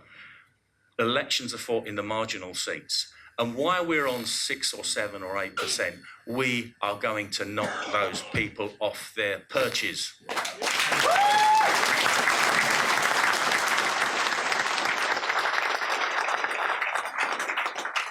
And when the election comes, I hope very much that we are polling a lot more than 6 or 7 or 8%, but we will be targeting Remainers in Leave seats, and we will take great enjoyment in making sure that they lose, whether they be Tories or Labour.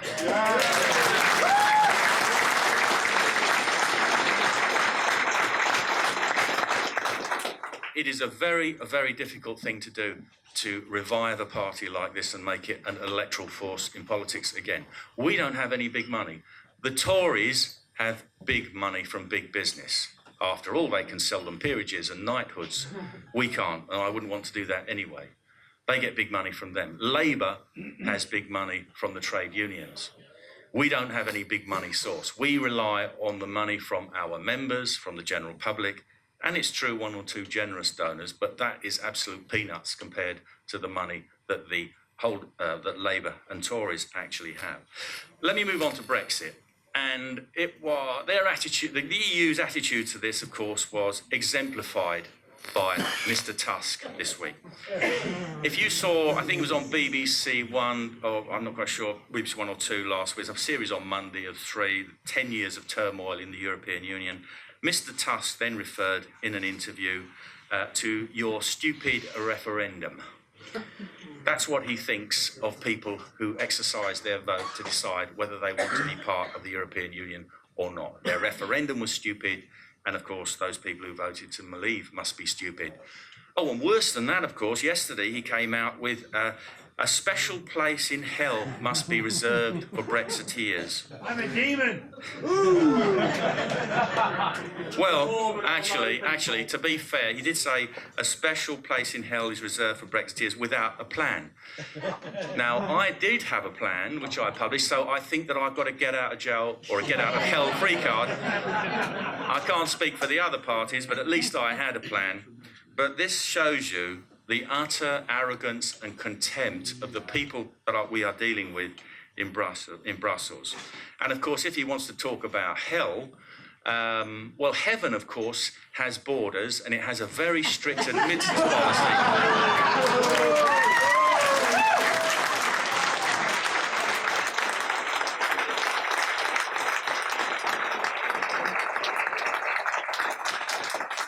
You know what's coming next, don't you? Hell has no borders and everybody is welcome. Where would you rather live? In an independent democratic country that runs itself, or the hell on earth that the European Union is going to become? I know what I want.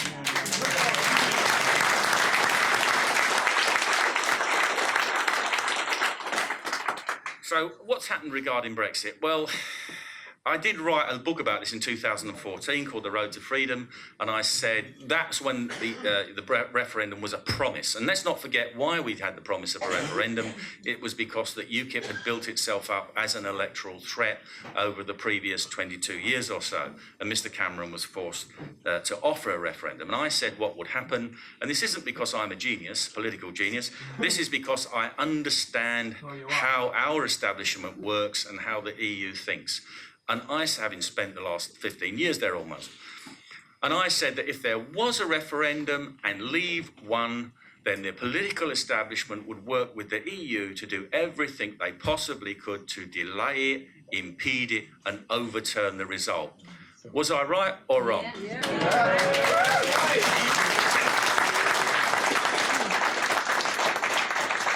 I said that Article 50 was a trap. It was something designed to prevent and impede countries leaving the European Union, not to facilitate it happening. And what happened? Well, for the first few months, nothing happened at all. We left on the 23rd of June. Mrs. May didn't even send off the letter to trigger Article 50 to the EU until the following March. Months and months went by before she sent David Davis over there. Now, she could have sent, or not her, Mr. Cameron could have done it before he left office. He could have sent an email to the Commission and told them that he was triggering Article 50. That's all it would take, a simple communication, but it wasn't done. Why wasn't it done? My belief is because they were having desperate talks with the EU about how can we make this not happen before we actually trigger the process to make it not happen.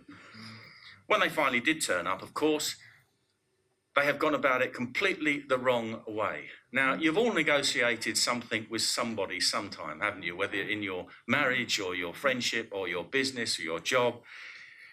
If you know that the person you're negotiating with doesn't want to do what you want them to do, you would be a very poor negotiator if you went and said, "Oh, please, how may we do it?" "Oh, it's very difficult, you know, I don't think it's going to work that way." And they'll put up all kinds of impediments to tell you why it won't work, in the hope that eventually you'll get fed up and go away and forget all about it. We've all probably all been on both sides of that argument at some point in our lives. But this is exactly what they did. They sent off David Davis, who then resigned, of course, but then Dominic Raab, then resigned, of course, because they were actually being sidestepped in those negotiations by the civil service, who were working directly for Mrs May, or is it the Commission? I'm not quite sure. And said, "How may we leave, please?" And of course, the Commission comes back and invents all of these spurious problems. And they are all spurious problems. "Oh, you won't be able to trade with us anymore." "Oh, the best one, of course, is the hard border in Ireland," which I'll say something about. They've invented all of this, these impediments. And we ended up with the withdrawal agreement from Mrs May. And what does that say? Basically, we will still have to obey vast areas of EU law. We will still be under the jurisdiction of the Court of Justice of the European Union. We will have to pay them a lot of money, 39 billion at least, if not a lot more in other ways.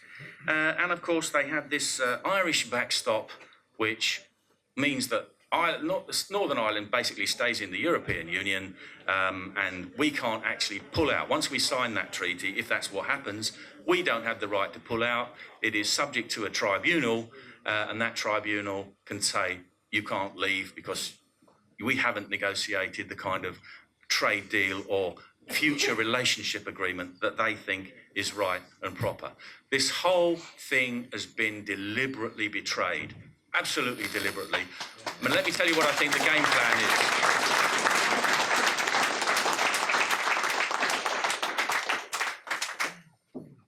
I can't quite make up my mind whether Mrs May is totally incompetent or whether she's got a cunning plan. And I don't think I'll find out until the 29th of March or just before, because her withdrawal agreement has been rejected by Parliament. Was that because it was so bad, or was it because it wasn't bad enough? I'm not entirely sure. But I think it's being taken up to the wire so that she can force on Parliament the worst possible leaving deal where we don't really leave. We leave in name, but not in reality.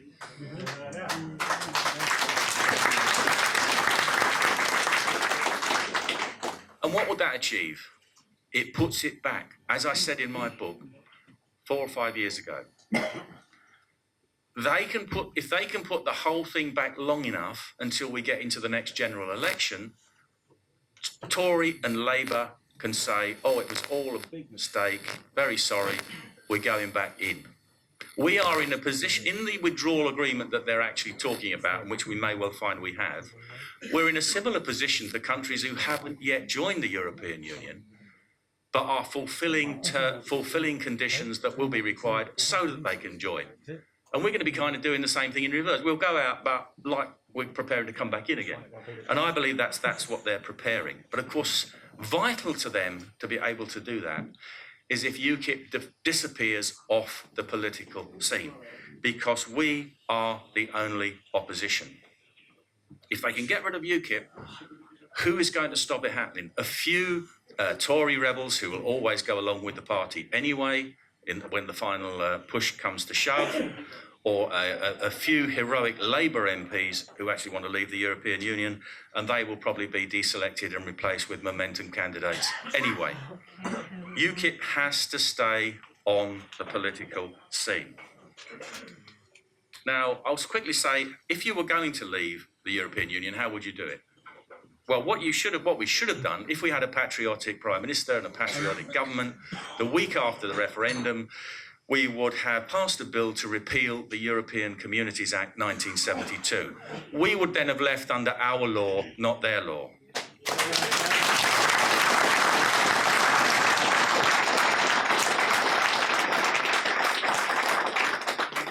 And the Prime Minister could have said to the European Union, don't worry, don't panic, there won't be chaos, because that Withdrawal Act actually keeps in place all the derived law from the European Union. You wouldn't have much choice about that anyway, because it's all been transposed as acts of parliament or regulations, or is there as part of the treaties. Bill Cash actually wrote a very good draft bill, which I used in my exit plan, which did exactly that.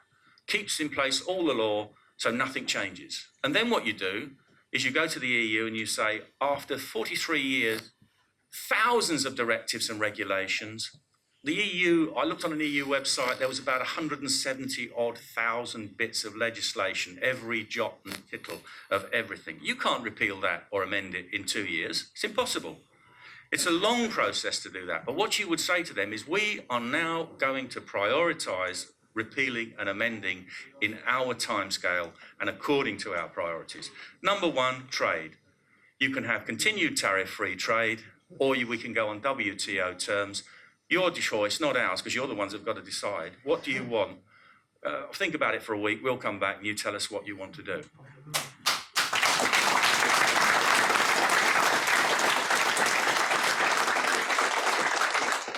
Number two, citizens' rights. There's about roughly 3.2, 3.3 million European citizens living in the UK. There's roughly 800,000 plus UK citizens living on the continent. And we could say, you can continue with the rights that you've got in our country up to a certain point, applying to the people who are already here. And we want the same thing on the EU for our citizens. And believe me, they will be getting the better end of the deal. Those people, when they come from the European Union to our country, are entitled to be treated the same as a British citizen. They have access to all the social services, to the benefit system, to housing, to education, etc. You have the same rights when you go on the continent. However, you will find in most European countries there isn't any social services. There isn't a free health service. There isn't any council, as I said, any council housing. So you can't claim anything anyway because it isn't there. Go to Romania with your family of 5 children and find out if they stick you to the top of the council housing list. If you want medical treatment in European countries, if you want medical treatment in European countries, you have to pay for it in many of them. In Brussels, my assistant has to pay medical insurance to be allowed to be entitled to use the health system. And in some countries, especially those in the European single currency zone, which are now going down the tube, like Italy, Portugal or Spain, you might find that they won't treat you unless you pay up and pay up front. So they are getting the much better end of the deal. And my assistant actually has texted me something tonight while I've been here. Just let me get the computer open and I'll tell you what it says, because I think you might be interested. I'll just read you the headline. This is a judgment from the Court of Justice of the European Union. If I can read it, it's very small. Under EU law, it is not necessary that a person pursue an activity as an employed person in a member state in order to be entitled to family benefits in respect of his children or their children living in another member state. So the European Court of Justice has said, if somebody comes over here, even if they're not working, even if they're not paying tax, they can draw benefits for their children, even though their children are living back where they came from. This is the kind of deal that Mrs. May is negotiating for us. In fact, I was in a... You've heard of Mr. Guy Verhofstadt. Well, he came to the committee that I was on, and what he wanted out of this withdrawal agreement, I think he's got most of it, is this very thing, that anyone that's here up until the day that we leave is entitled to all the benefits and rights, etc. But also anyone who has ever resided in the UK and their family. So that means if they came on a day trip and stayed for came on a short holiday and stayed for a couple of weeks, they could claim that they once resided in the UK. Not only would they be entitled to every benefit, so would their children. And I pointed out in this committee, I said, I'm sure you probably didn't know, but the oldest person in Italy died last year, aged 117. So if somebody came and resided in the UK and had a child in old age who lived then to be 100 years old, we could see this going on for 150 years. And I made this point to him. You're always talking about justice and fairness in the European Union. How can it be just and fair when somebody in 150 years' time can claim benefits in the UK that don't exist in the European Union? And he just laughed at me. Because that is their attitude towards us. They don't want us in the European Union because they like us. They want us because they want our contributions to the budget. And also, if we leave, it's an example to other European countries that they can leave and prosper outside of the European Union. And that is the biggest thing that they fear. Because if we leave, and I believe, don't worry, when we leave, it could have a domino effect in all the other countries who are discontented with the European Union. You've seen what's happening in France. You've seen what's happening in some of the Eastern European countries. They are getting more and more upset. And as Roger said earlier on when he spoke, that you are seeing a kind of popular uprising across the European Union. So what I want to move on to now is, okay, let's say something about UKIP and how we restore ourselves as an electoral threat. And of course, we live under a great impediment, which is the first past the post electoral system. As you're probably well aware, 65% of votes in this country don't elect anybody. If you're running in a seat, and many of you will, as I have over the years, let's say you've got 3 candidates or 4 candidates running. The candidate that wins may only get 35% of the vote. The other 65 don't elect anybody. And that's supposed to be a fair system. We saw what happened in 2015 when UKIP was on the crest of a wave. We got 3.9 million votes. We got more votes than the Scottish National Party and the Lib Dems and the Greens put together. They got 62, 64 seats. We got 1. Douglas Carswell, God help us. How can that be a fair system? The reason that things are changing across Europe in some countries is because they have a proportional representation system. In Italy now, you have Matteo Salvini, who sat in my group.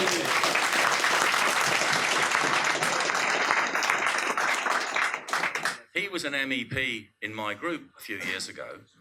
Now he's the foreign minister, or whatever the equivalent is, in Italy. And he has actually cut illegal immigration by 90-odd%.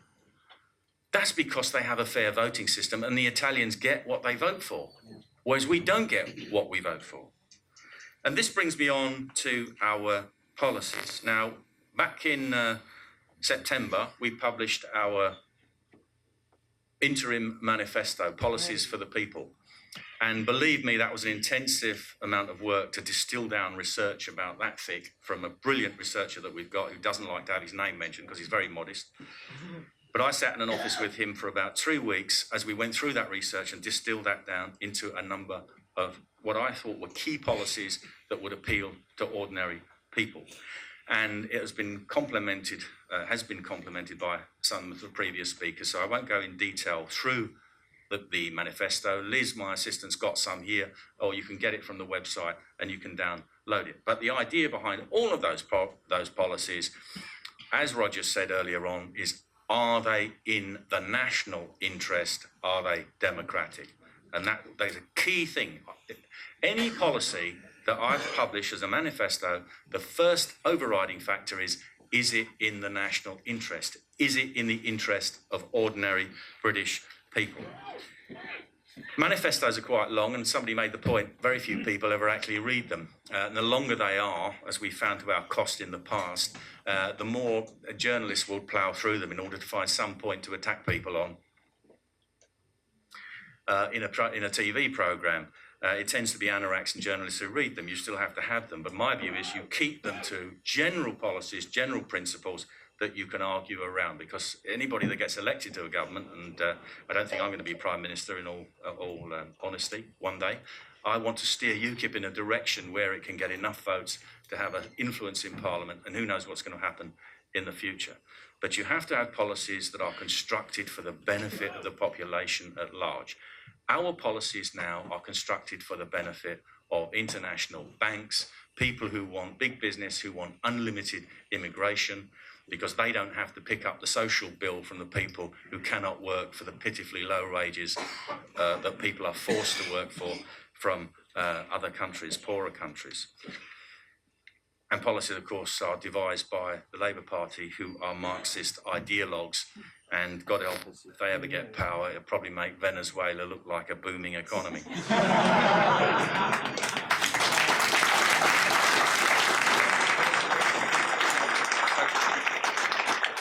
And also, I'll say a bit about, I've personally suffered from some black propaganda. I'll talk about that.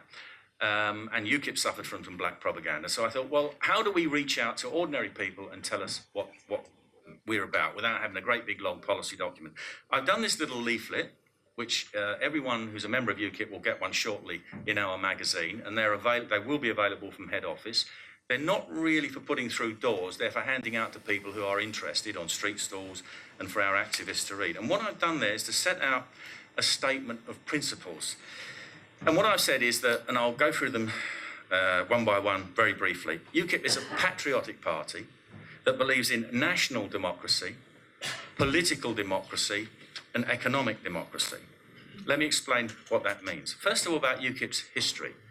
Because the first question I was asked, about the second question I was asked tonight when I came in by a journalist is all about racism. Not really interested in what we're here for, what's happening on Brexit. UKIP has to be painted as a racist party. Everybody knows that that's rubbish, but the media are not there to tell you what's going on or to inform you. They are there to try and make you think a certain way because they are serving ideological interests just as much as the worst politicians. UKIP was founded back in September 1993, and the founding principle was that UKIP is a non-racist democratic party. We have always held true to those principles, and we always will.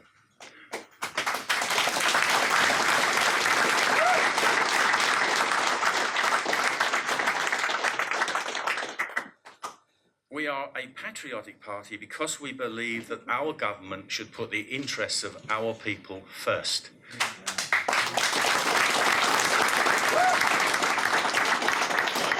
That doesn't mean being nasty or unpleasant or unfriendly to anybody else. We want trade, friendship and cooperation with the rest of the world, but we want to run our affairs in our country according to our priorities.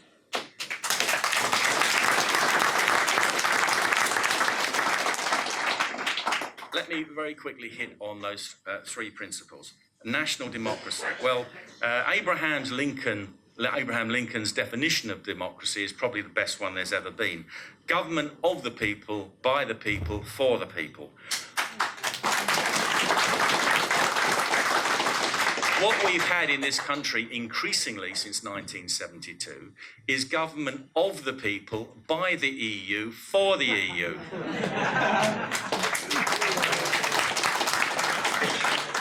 And democracy is only meaningful when you have a group of people who have a common identity. And by that common identity, I'm not talking about race or ethnicity. I'm talking about people who sign up to a belief in a political structure in a country like the United Kingdom, which has got Scotland, Wales, Northern Ireland, and a variety of people from different places in the world. But if they believe in that country as a political entity, if they believe in that country's political system and its legal system, then you can have a democracy. Because the secret to making democracy work is that people that lose the elections, their party doesn't get voted for, can accept the result because they share that common identity. That's the way America is supposed to work. That's the way the United Kingdom is supposed to work. But it can never work in a group of 28 countries that you've got in the European Union, which are vastly different in their economic systems, in their history, in their traditions, in their legal systems. You can never have a common identity. So we believe in national democracy. Political democracy, well, I've already said something about this. Votes do not make a democracy. They had the vote in the old Soviet Union, and you might get a choice of two candidates. One was a communist, and the other one was a communist. You just decided which communist you wanted. Communist China has votes, I believe. But you wouldn't think it was a democracy, would you? You need more than votes to make a democracy. You need for those votes to matter. We have a first-past-the-post system which worked when you have a two-party system. We don't have a two-party system anymore. We have a multi-party system. I want UKIP to get its fair share of the vote. And that equally applies to other people, the Greens or whoever else wants to start up a party. If they can persuade the voters to vote for them, why shouldn't they be represented in Parliament according to the numbers of votes that they got?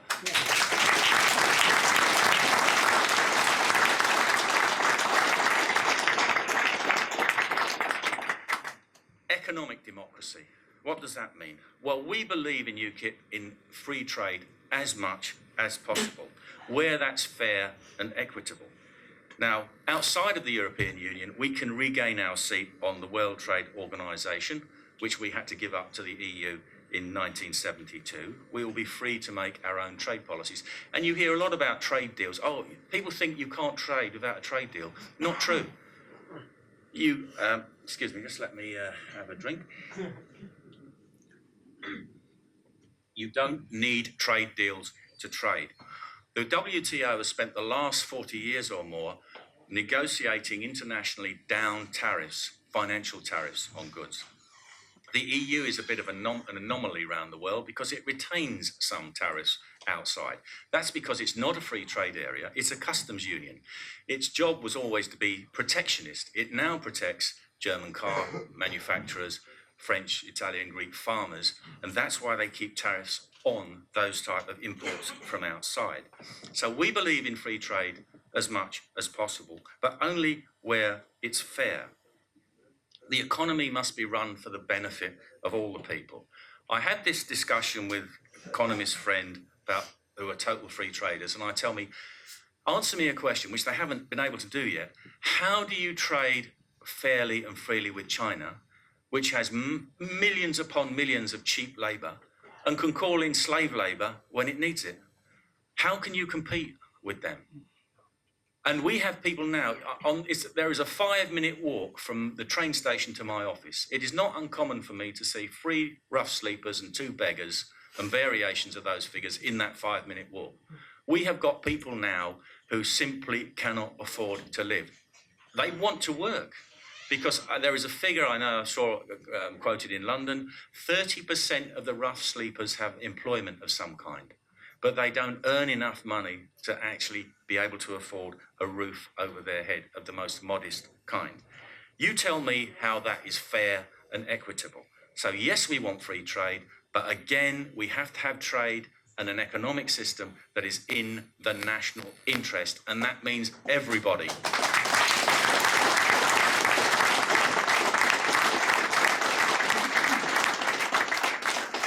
And the last thing I put in this little leaflet, I tried to square a circle, and Carl, being the philosopher of the party, will tell me whether I've got it right or not. And that is about libertarianism and traditionalism. Well, a libertarian is defined as somebody who believes in freedom of thought and action, so long as it is not harmful to anybody else. And traditionalism is supporting the established customs and beliefs of a country or a society that you live in. And I think you can reconcile those two things because we in UKIP want to preserve what is best of the past but go forward into the future. We believe in freedom of thought and action. We're a live and let live party, but we also want to preserve what is best in our traditions under our legal system, our political system, etc. Now, I don't want to go off on an absolute rant, but I will say something about this because it really makes me passionately angry. Over hundreds of years, the English legal system evolved, and you could not be arbitrarily locked up or imprisoned without going to a court and having a trial. You've all watched crime programmes growing up. I used to watch Dixon and Doc Green. Many of you won't even know what that is. And they all work the same way. There's a crime. The police investigate the crime. They gather evidence. When they think they've got enough evidence, they interview people. When they've done that, if they really think they've got enough evidence to convict somebody, they arrest them, and they must charge them within 24 hours. And then a magistrate will decide whether they can be imprisoned without bail or let out on bail. I know it can be longer now for terrorist offences or whatever, but in principle it's 24 hours. It doesn't work that way on the continent. They have a magisterial investigative system in many countries, and I know people that it's happened to. They'll be arrested. They'll be taken to a court, and the judge will say, well, you're a suspect in this case, so we're going to put you in prison while the police investigate. And you can be held there for 6 months, a year, 18 months. And don't tell me it doesn't happen, because I know people that it's happened to. And at the end of that, they could take it to the court and say, well, actually, Mr. Bloggs, you're free to go because there's no evidence against you. Meanwhile, you've had your life ruined. Any one of you can be arrested under a European arrest warrant, taken to the Horse Ferry Magistrates Court in London or wherever the local one is here, and the judge will tell you can stand up, and I've seen people do it. Well, it couldn't have been me because I wasn't even there. I was in some other place and I can prove it. And the judge will say, no, sorry, I don't have any power to stop you being extradited or judicially surrendered, as it's now called, and you will be carted off to any hellhole prison across the European Union on the say-so of some corrupt judge in a Mickey Mouse Eastern European country or somewhere similar, because they don't all have sophisticated, fair legal systems. That makes me angry more than anything else, that as a free man in a free country, your own police can't lock you up because they feel like it, but on the strength of a piece of paper with boxes ticked, you can be carted off. And if there was one single reason why I hate the EU, that's it.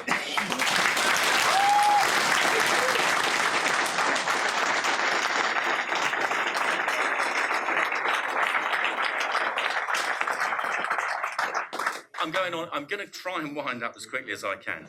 I want to talk about how we've been betrayed. We've been betrayed by our political system, by our political establishment. There are two big issues which made people vote to leave the European Union. One was because they realised that they were losing democratic control.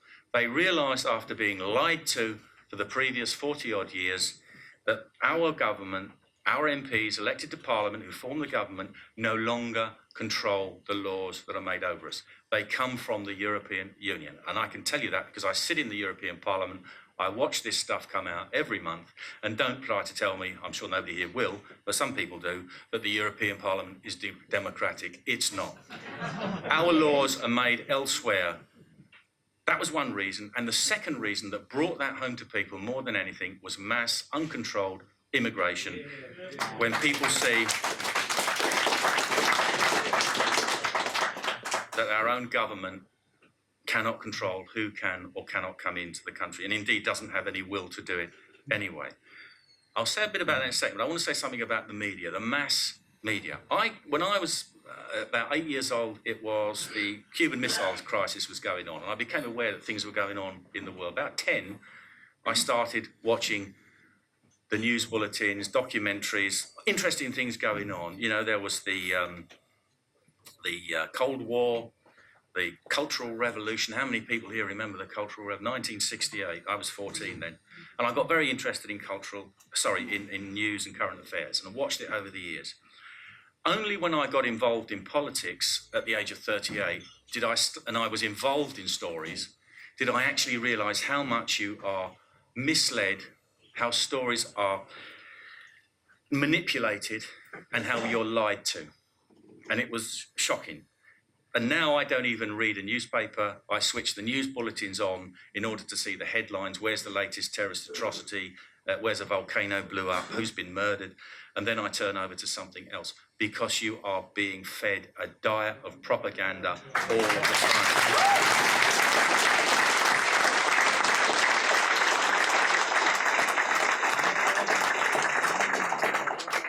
I don't know whether Saturday before last you saw the hatchet job on me in the Daily Mail.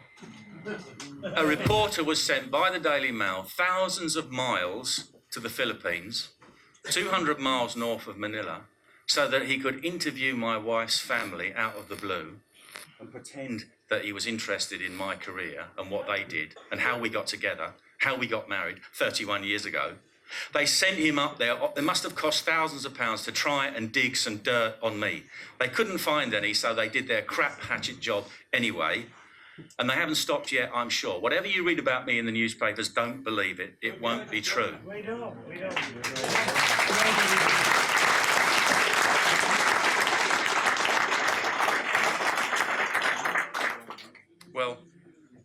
We have the Tory party that is the servant of big business and the banks. We have the Labour Party, which are slaves to Marxist ideology and are anti-Semitic. Can you believe the level of anti-Semitism that there is? And I get Mickey Mouse journalists want to call my party and me racist. Yeah? Go and talk to the Labour Party. Go and talk to a friend of mine that watched an old lady knocked down and kicked on the pavement outside a Labour Party meeting because she was a Jew who turned up to protest. And if anybody wants to interview him, his name's Cliff Dixon, and he lives in London.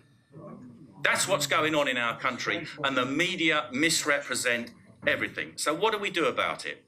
Well, we nominally still live in a democracy. And if you want to live in it, you've got to defend it.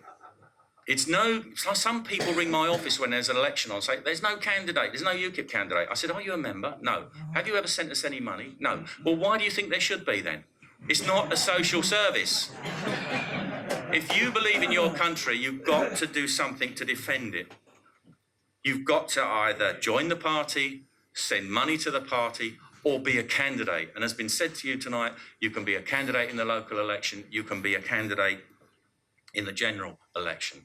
And to do that needs money. So lock the doors back there, because a newsletter is going out to party members now. It's got an appeal letter in it from me. There could be a European election. I don't know whether that's going to happen or not. I think probably not. But if it is going to happen, it's going to be sprung on us very quickly. That is where UKIP does win big, because it's PR, and there's nothing that the political establishment do except through its friends in the media to try and attack us, of course, to stop us winning. But we do win big, and we will win big again if there is another one. I hope there isn't, but if there is, we need money, and I need £750,000. Watch people bolt out of that door now. If everybody gives a few quid when they get that letter, then we can raise that money. That's what it costs to print and distribute 27 million leaflets, and we'll need some more to do TV broadcasts. If we don't have a European election, we are going to have a general election at some point, and we will need, if we funded every candidate, we need at least £1 million. Many candidates will fund themselves, but I'd like to set us a target of raising £1 million so that we can fight whatever election comes next. So that's my message to you now. If you want to live in a democracy, you have to do something to defend it. The easiest thing for me to have done last February was to say it's all too difficult. Go to Brussels like some of my ex-colleagues who are lining their pockets every day, Monday to Friday, on €320. 320 euros tax-free, by the way. They're doing vital work in Brussels. They're supporting restaurants, hotels.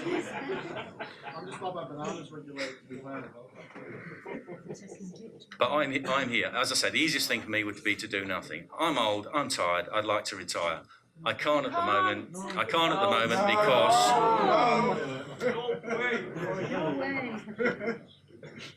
we don't know when that next. Look at that young fella up there on the screen. Who is he? That was a year ago. We need to.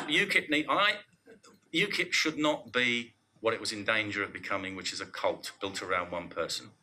We have to have lots of people in the party capable of being spokespeople, capable of winning elections, so that it can be a proper political party in that sense, that has a multitude of people capable of representing it. And I want to be instrumental in making that happen. Thank you very much.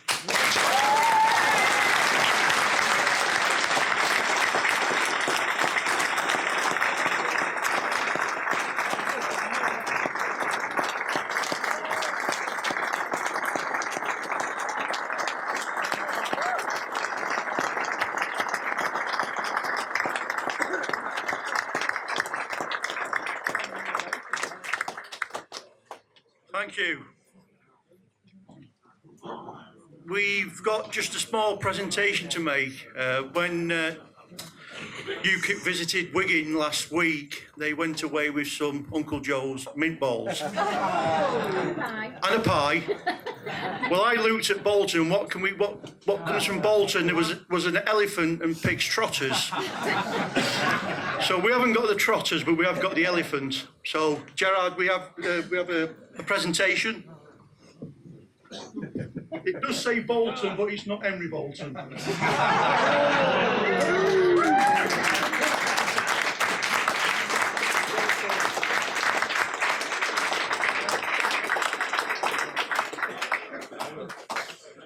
I say, before everybody shoots out the door, where's the bucket for the collection, by the way?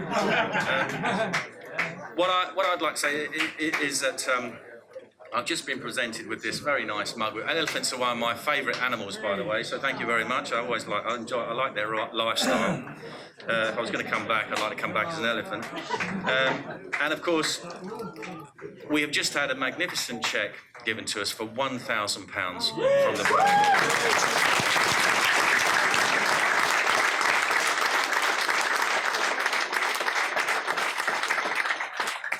That money will go straight into the election fund that I've just been talking about, and I really offer you my very profound thanks from the party as a whole. Thank you very much.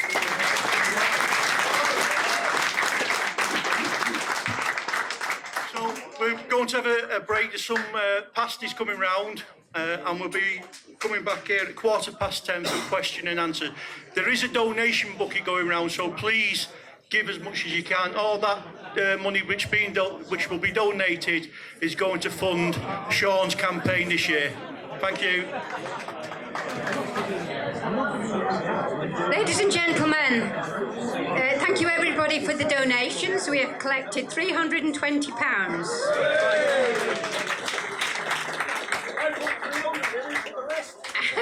I put the 20p. Right, questions and answers. Jeff's going to go around with the microphone.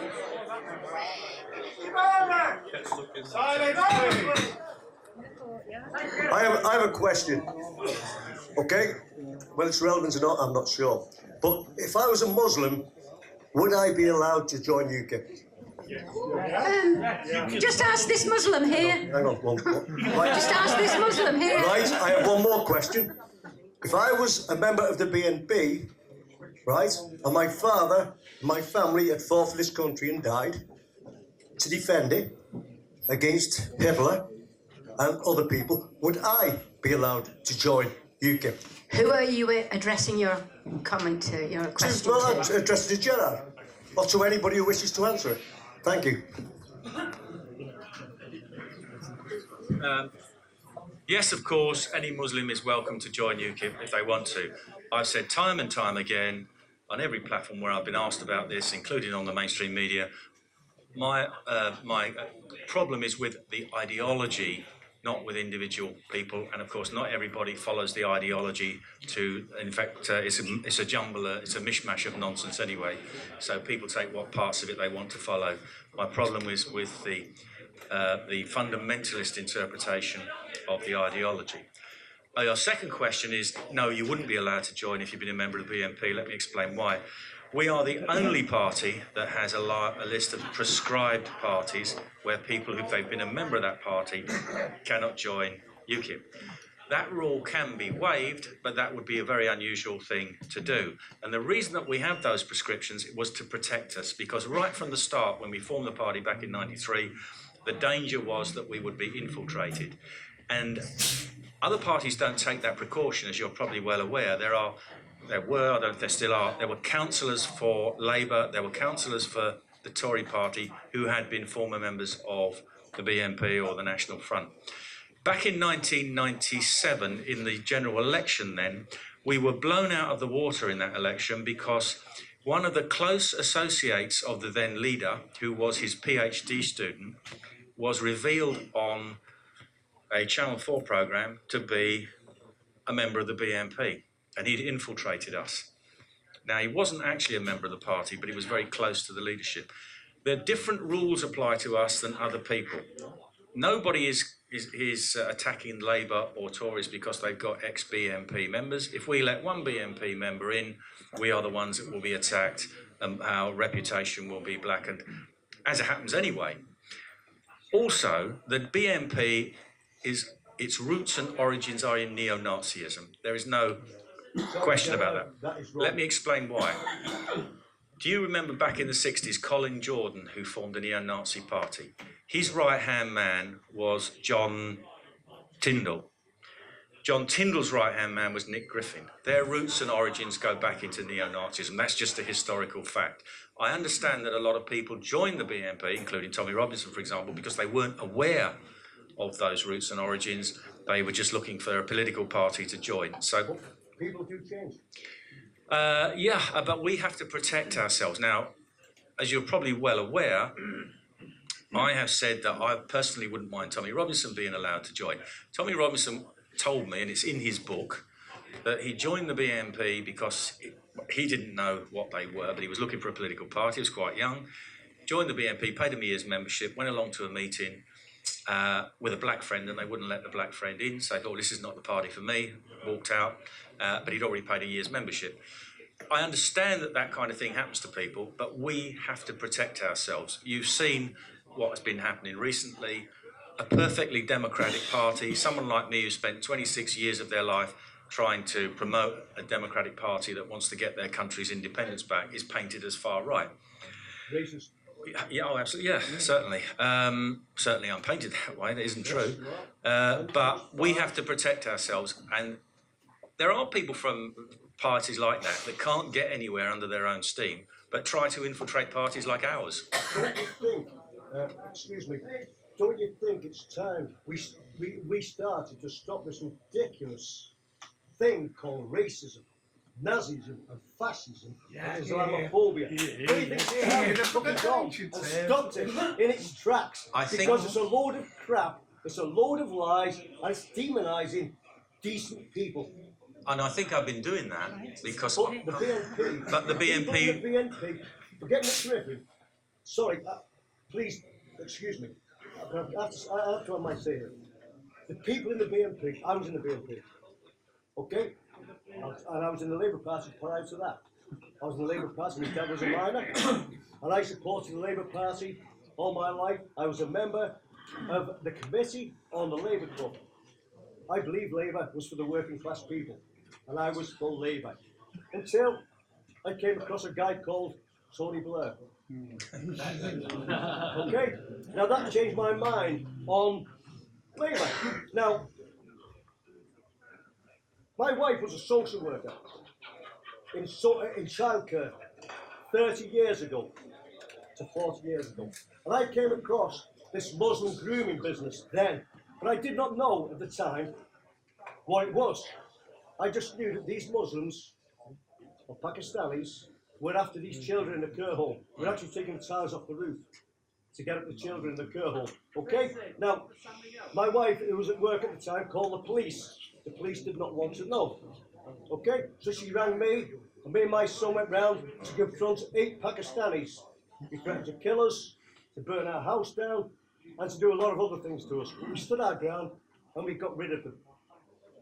That was that. Forgotten about.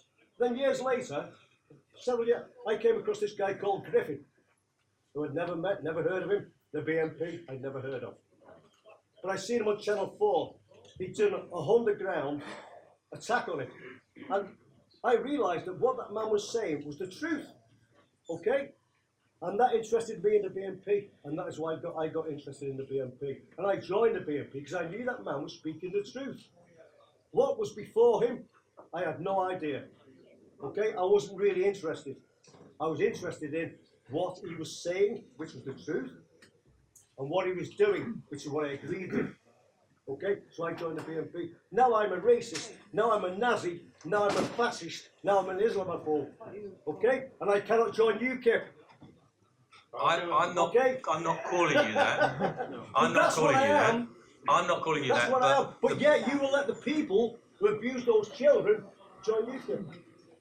Well, if anybody's got a criminal record, we no, can not... I mean Muslim paedophiles. Well, I mean Islamists. Well, if somebody you was... will let them join UKIP, but I cannot join UKIP. Well, do you think it's likely that an Islamist is going to join an anti-Islam why not? You tell me why not? Infiltration.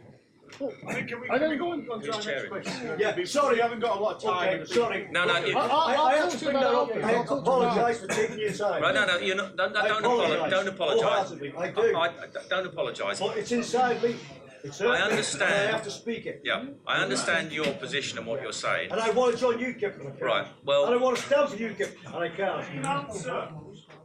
The BNP... Yeah, I will, but I have things to say first. The BNP was a racist party. You may not be a racist, but you made the mistake of joining one. I don't actually agree with you, because I took a guy to Beeson called Francis Cadjo, who identified, and he's got a book, who identified the EU. I took Francis Cadjo to a meeting at the BNP, and he lives in London. Look him up, Francis Cadjo, and he was made more than welcome by Nick Griffith. And Can we move on, please? Yeah, but to be fair, I don't think the question's being answered because you're dealing with individuals. You're putting everyone in this bracket saying they're all infiltrators, and then you've got you're saying the media dictates how we're perceived because they might say, you know, we've got ex-Nazis in the party, whatever. Who's dictating here? The media? Or truth? Surely individuals have to be taken as individuals. You talked about libertarianism. How we should be describing Muslims. Yes. Yeah, but I'm not attacking Muslims. I'm saying, surely you've got to give everyone a chance. This is part of the problem. We have a meeting with lots of people, and then the discussion gets dominated by the BNP. But you're not answering the question. I'll answer the question for you. It's in our constitution. Can I try this? Yeah. It's in our constitution. Change the constitution. We want to protect ourselves from infiltrators. It's not infiltration. Everyone's an individual. If people made the mistake of joining a neo-Nazi racist party, I'm very sorry they made that mistake, but that's their problem. It's not one that we want to get saddled with.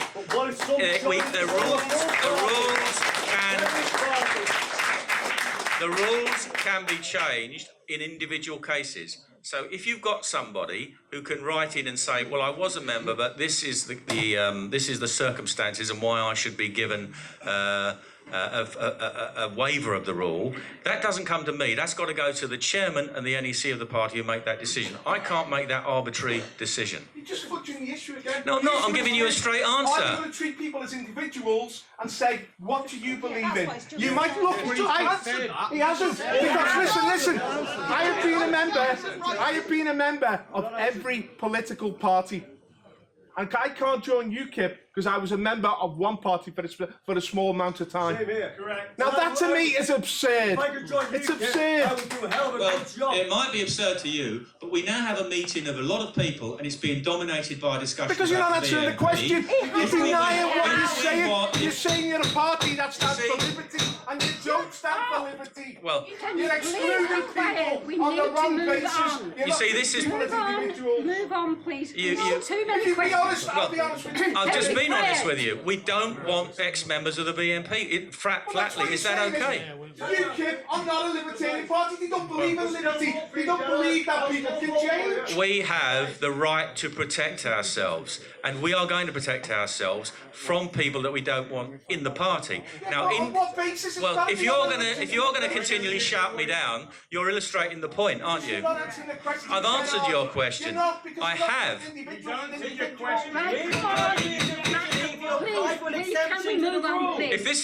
If we let people in the party from other parties who are then going to try and dominate a meeting like this by shouting at us, then you can see why we don't want them. Can we move on to the next question? Thank you.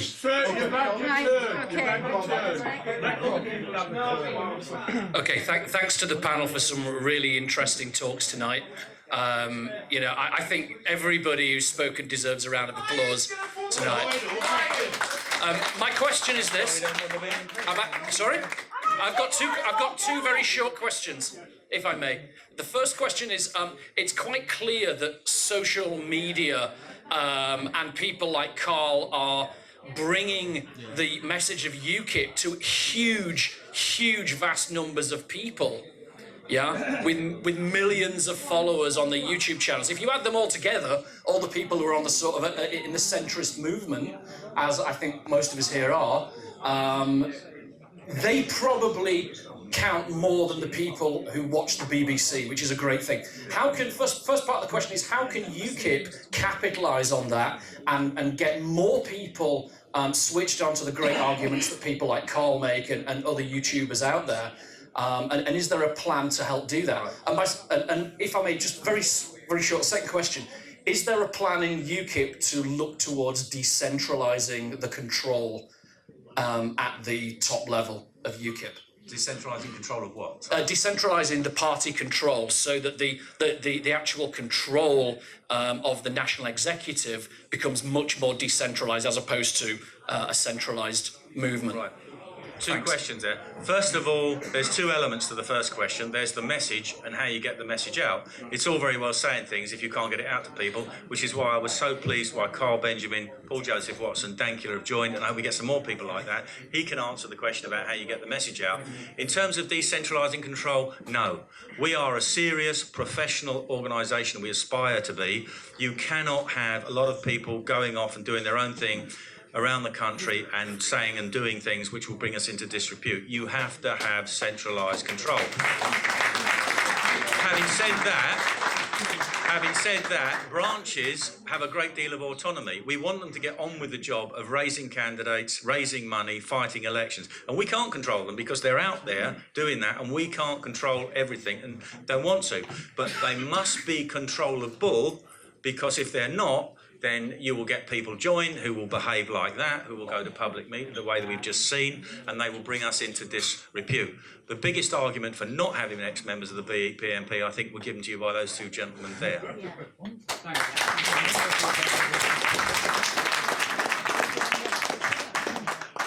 Do you want Carl? Would you like to say something about how we get there? Or discuss it? So I think the question about decentralisation, I think it's an interesting one, because I think fundamentally it comes down to really accountability, doesn't it? And that's the thing. When the BNP chaps were yelling, "Why doesn't Gerard just change it?" Well, he's not the autocrat of the party. He's not just he's not a tyrant. He doesn't just have the power to make those changes, because there is an accountable system in place. So I think that really is the answer there. But I'm actually I'm very interested in the fact that UKIP has a YouTube channel. They don't do anything with it. I think it's a real mistake.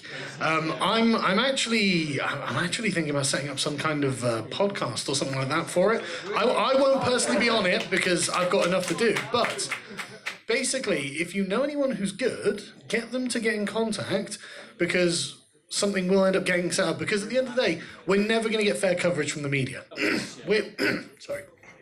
We're their opposition. They've got their ideological goals, they've got their biases, they've got their purpose, and they know that they don't serve the interests of us.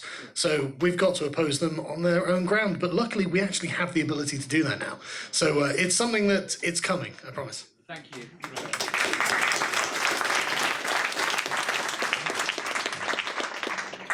Any more questions? Right. Hi, this is a question for Gerard. Due to the growing popularity of the role, do you have any plans to appoint a youth affairs spokesperson? Do you know, I'm an awkward bugger, and the more people ask me to do something, the less inclined I am to do it. Yeah, it's a serious question. It's come up before. I don't do a lot of things day to day, simply because I keep getting overtaken by other things to do. It's an idea. I'm very wary about, because parties have got into trouble before because of their youth wing, saying things like legalise LSD and put it on the National Health. So I've got to be a bit careful. I don't have an opposition to the idea in principle, and I haven't done it because I haven't got round to doing it, but I can talk to Ryan about it. In fact, he's at the NEC meeting on Sunday, aren't you? Why, Nathan, sorry. I told you I was getting old and tired. You weren't listening. Bring it up at the NEC meeting, will you? Oh, we will. Without a doubt. Hello, I got a question for Gerard. So it's mainly on defence. So, in terms of a youth affairs spokesman, if you look at my situation, a lot of this situation being censored by universities or educational establishments, no one talks about it. Especially when the youth have become more opinionated in modern day society. So if you look maybe 10 years ago, the youth didn't have a clue about what they believed in.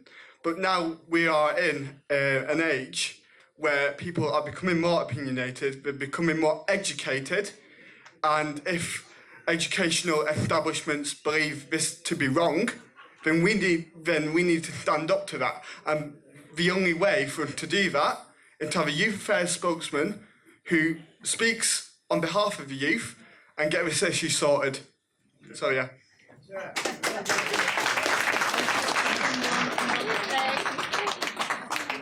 Question to the floor. It'll be for Gerard and I guess whoever wants to answer it afterwards if they want.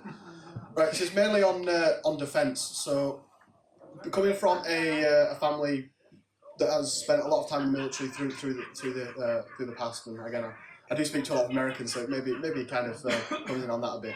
But if and when UKIP become a power in Parliament, what will the direction be for defence? Will it be increased defence spending? Will it be increased research and development, or increased, or maybe increased national projects, such as like we did with the Type 45 or anything like that?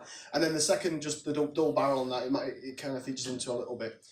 What is the opinion on the social justifying of things like the military, in justifying things like the military in the way that, meritocracy kind of gets dropped in certain cases where certain people are given lower requirements to join one of the most important parts of our country, the armed forces, as expect. Sorry, that's not true. I'll come to you in a minute. Okay, if you have a defence. In some cases that can pop up. So what's your opinion on that? And if I'm wrong, right. In terms of defence, the armed forces have been deliberately run down over a course of years. I was on the Security and Defence Committee of the European Parliament, and it was obvious to me then, and I have no military background, that everything was being run down deliberately so that it could be absorbed into an eventual European army. And you had politicians there from Germany or whatever would tell you that. Well, they won't say it in public, but they'll tell you that the objective is to have a European army. And of course, we were all told that was rubbish. And it was a fantasy. Do you remember, not that long ago, 2 years ago? And suddenly you've got Mr. Juncker, Mrs. Merkel telling us that we must have a European army. And of course, our plans for that are now proceeding, irrespective of Brexit. Mrs. May is signing us up to PESCO, Permanent Structured Cooperation, which means we'll be absorbed into European armed forces. If there was a UKIP government, I would do immediately a root and branch assessment of what have we got, what should we be defending.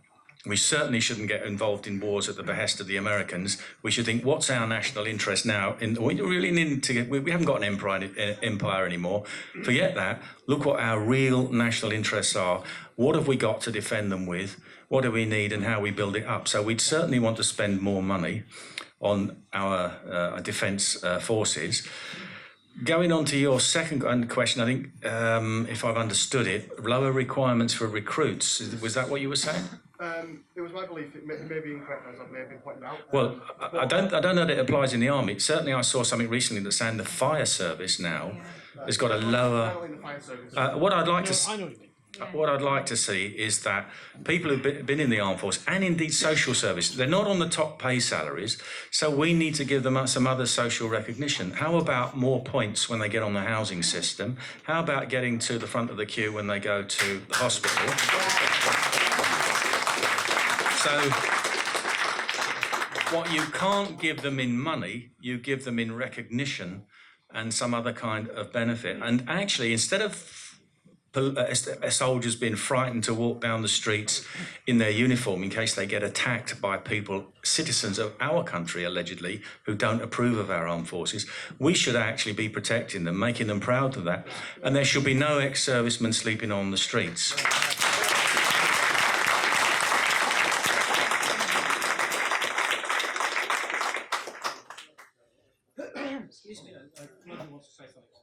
Right, defence, you've got to link defence with foreign policy. Okay, you start what the national interest is, what the foreign policy is, and the defence is a arm, if you like, ultimately, of the foreign policy. So it's there. Our priorities are defence and national interests, quite narrowly defined, as I was saying in my talk. We're not globalists, okay? We're not intervening in sort of third-party conflicts. So what that means, in effect, is NATO, all right, independent defence, but within NATO, not EU as a supranational body. We should retain our alliance with ANZUS, Australia, New Zealand, US alliance. Okay, they're kith and kin, they've fought for us in the World Wars, the Australians and the New Zealanders. But that's pretty much it. That's pretty much it. No expansion of NATO, by the way, either. Okay, it was probably a mistake to do it in the first place, but that's where we are now. We don't want a confrontation with Russia. We don't want a confrontation with China. And something can do, you know, Muslims keep cropping up. We should respect the Muslim world to rule itself. We believe in national sovereignty. We should accept that they have a right to run their countries as they wish, you know, and they've got to sort the Middle East out themselves, ultimately. We can't do it for them. So we shouldn't be going in there, Syria, Iraq, or let's talk now, even Venezuela, well, crazy. So you've got to pull in your commitments, given that we've had massive cuts on defence, and modestly increase the defence budget and try and, they call it strategic overstretch, right? The difference between what we've got and what we might need to do. You've got to attack that at both ends. Modestly increase the defence budget. We can't do a great deal. You know, we are short of money, we've still got the deficit. We believe in sound money, but maybe a 2 to 4 billion increase perhaps, on the 36 billion, just creep it over that 2%. But pull in what we're doing, so what we've got is capable of dealing with what our contingencies are, and the contingencies need to be quite pulled back and narrowed. Thank you.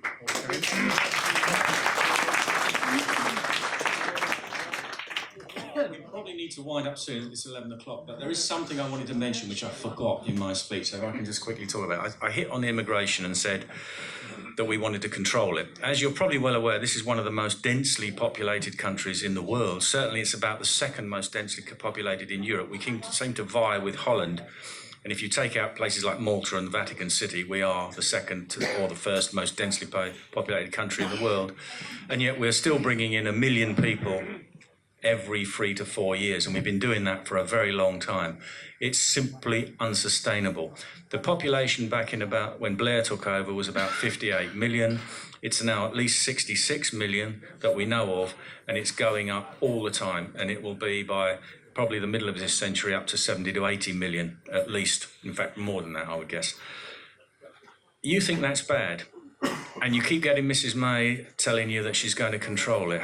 Weren't we going to get it down to the hundreds of thousands? Have you all heard of something called the UN Compact on Global Migration? She signed that, or she didn't personally, but it was signed on behalf of the British government in December.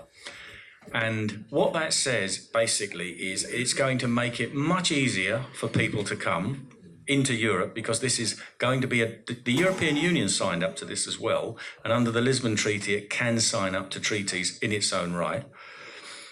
They are going to make it much easier for people to come. They are going to make it much harder to send anybody back, and they are going to criminalise criticism of mass immigration under racism and xenophobia laws. And this is true. This, you know, I've read the whole thing. It's going to certain European countries have refused to sign it, Eastern European countries, but that isn't going to protect them because it's been adopted by the European Union. The provisions of that compact will be enacted as law, as directives or regulations, however they can get it through, and it will be forced on these countries. It will be voted through the European Parliament. The only hope is that the next European Parliament will have lots of supposed Eurosceptics in it who will vote this stuff down, but there's no guarantee that's going to happen. So if you think we've had mass immigration, you ain't seen nothing yet. This is a deliberate policy. God knows why they want to do it.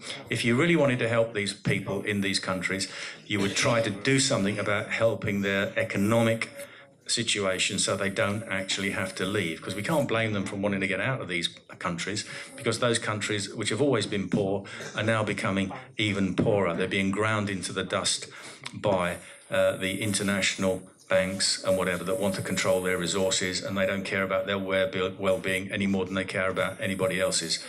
And the European Union wants to flood Europe with millions of people from Africa, from the Middle East and farther afield for ideological reasons. And I'm not opposed to immigration, as you well know. I married one 31 years ago.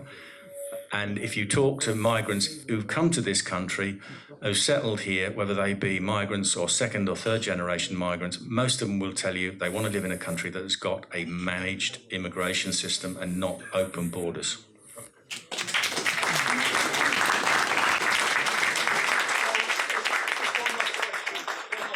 One last question. Hi. Who is your question for? It's for Carl, but anybody can answer it. So, say the party does get into power, say more libertarian party goes into power, that still means that in the universities and education, in the civil service, these, I guess we can call them communist, Marxist, SJWs, will still run those places, they'll still be in power. So my question is, how do we get them out of power in these institutions? Because a lot of places in Europe and in America especially, they can bring in the right-wing party or a centrist party or whoever, but they won't stop these people from having that power. So how do we limit this power? How do we maybe even make these institutions more open without being authoritarian? So that's my question. Well, the problem is that as far as I can tell, the problem is that the faculties are generally receptive and sympathetic to the radical, the violent communists, frankly. They're generally sympathetic with their views. Now, we can't obviously make people change their mind on things, but what we can do is make sure that the procedures are strictly followed and make sure that there are significant penalties and punishments for faculty members who allow this sort of thing to go on. For example, at KCL, I was attacked by a bunch of communists. No one was held to account for this. We know there were students at the schools, probably, for example, in the bike lock attacker was a professor in an American university. These people are breeding radicals, deliberately so, but it's not the entire university, so we can't punish the entire university or anything like that. But I do think that, honestly, I think a lack of understanding of what's going on is really the problem. You know, I don't want to push people one way or another, but like the integrity of the system matters more than the opinions of the people in the system. And the fact that I was invited to speak at a university, that means, you know, that there is no justification for any of what happened to me at KCL to happen, and the faculty and staff who didn't punish those students should face the consequences.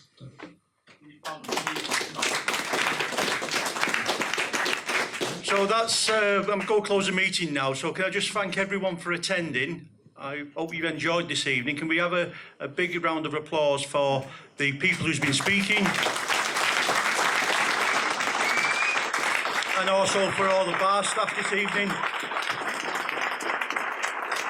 And please have a safe journey home, and hopefully we'll see you again in Bolton. Thank you.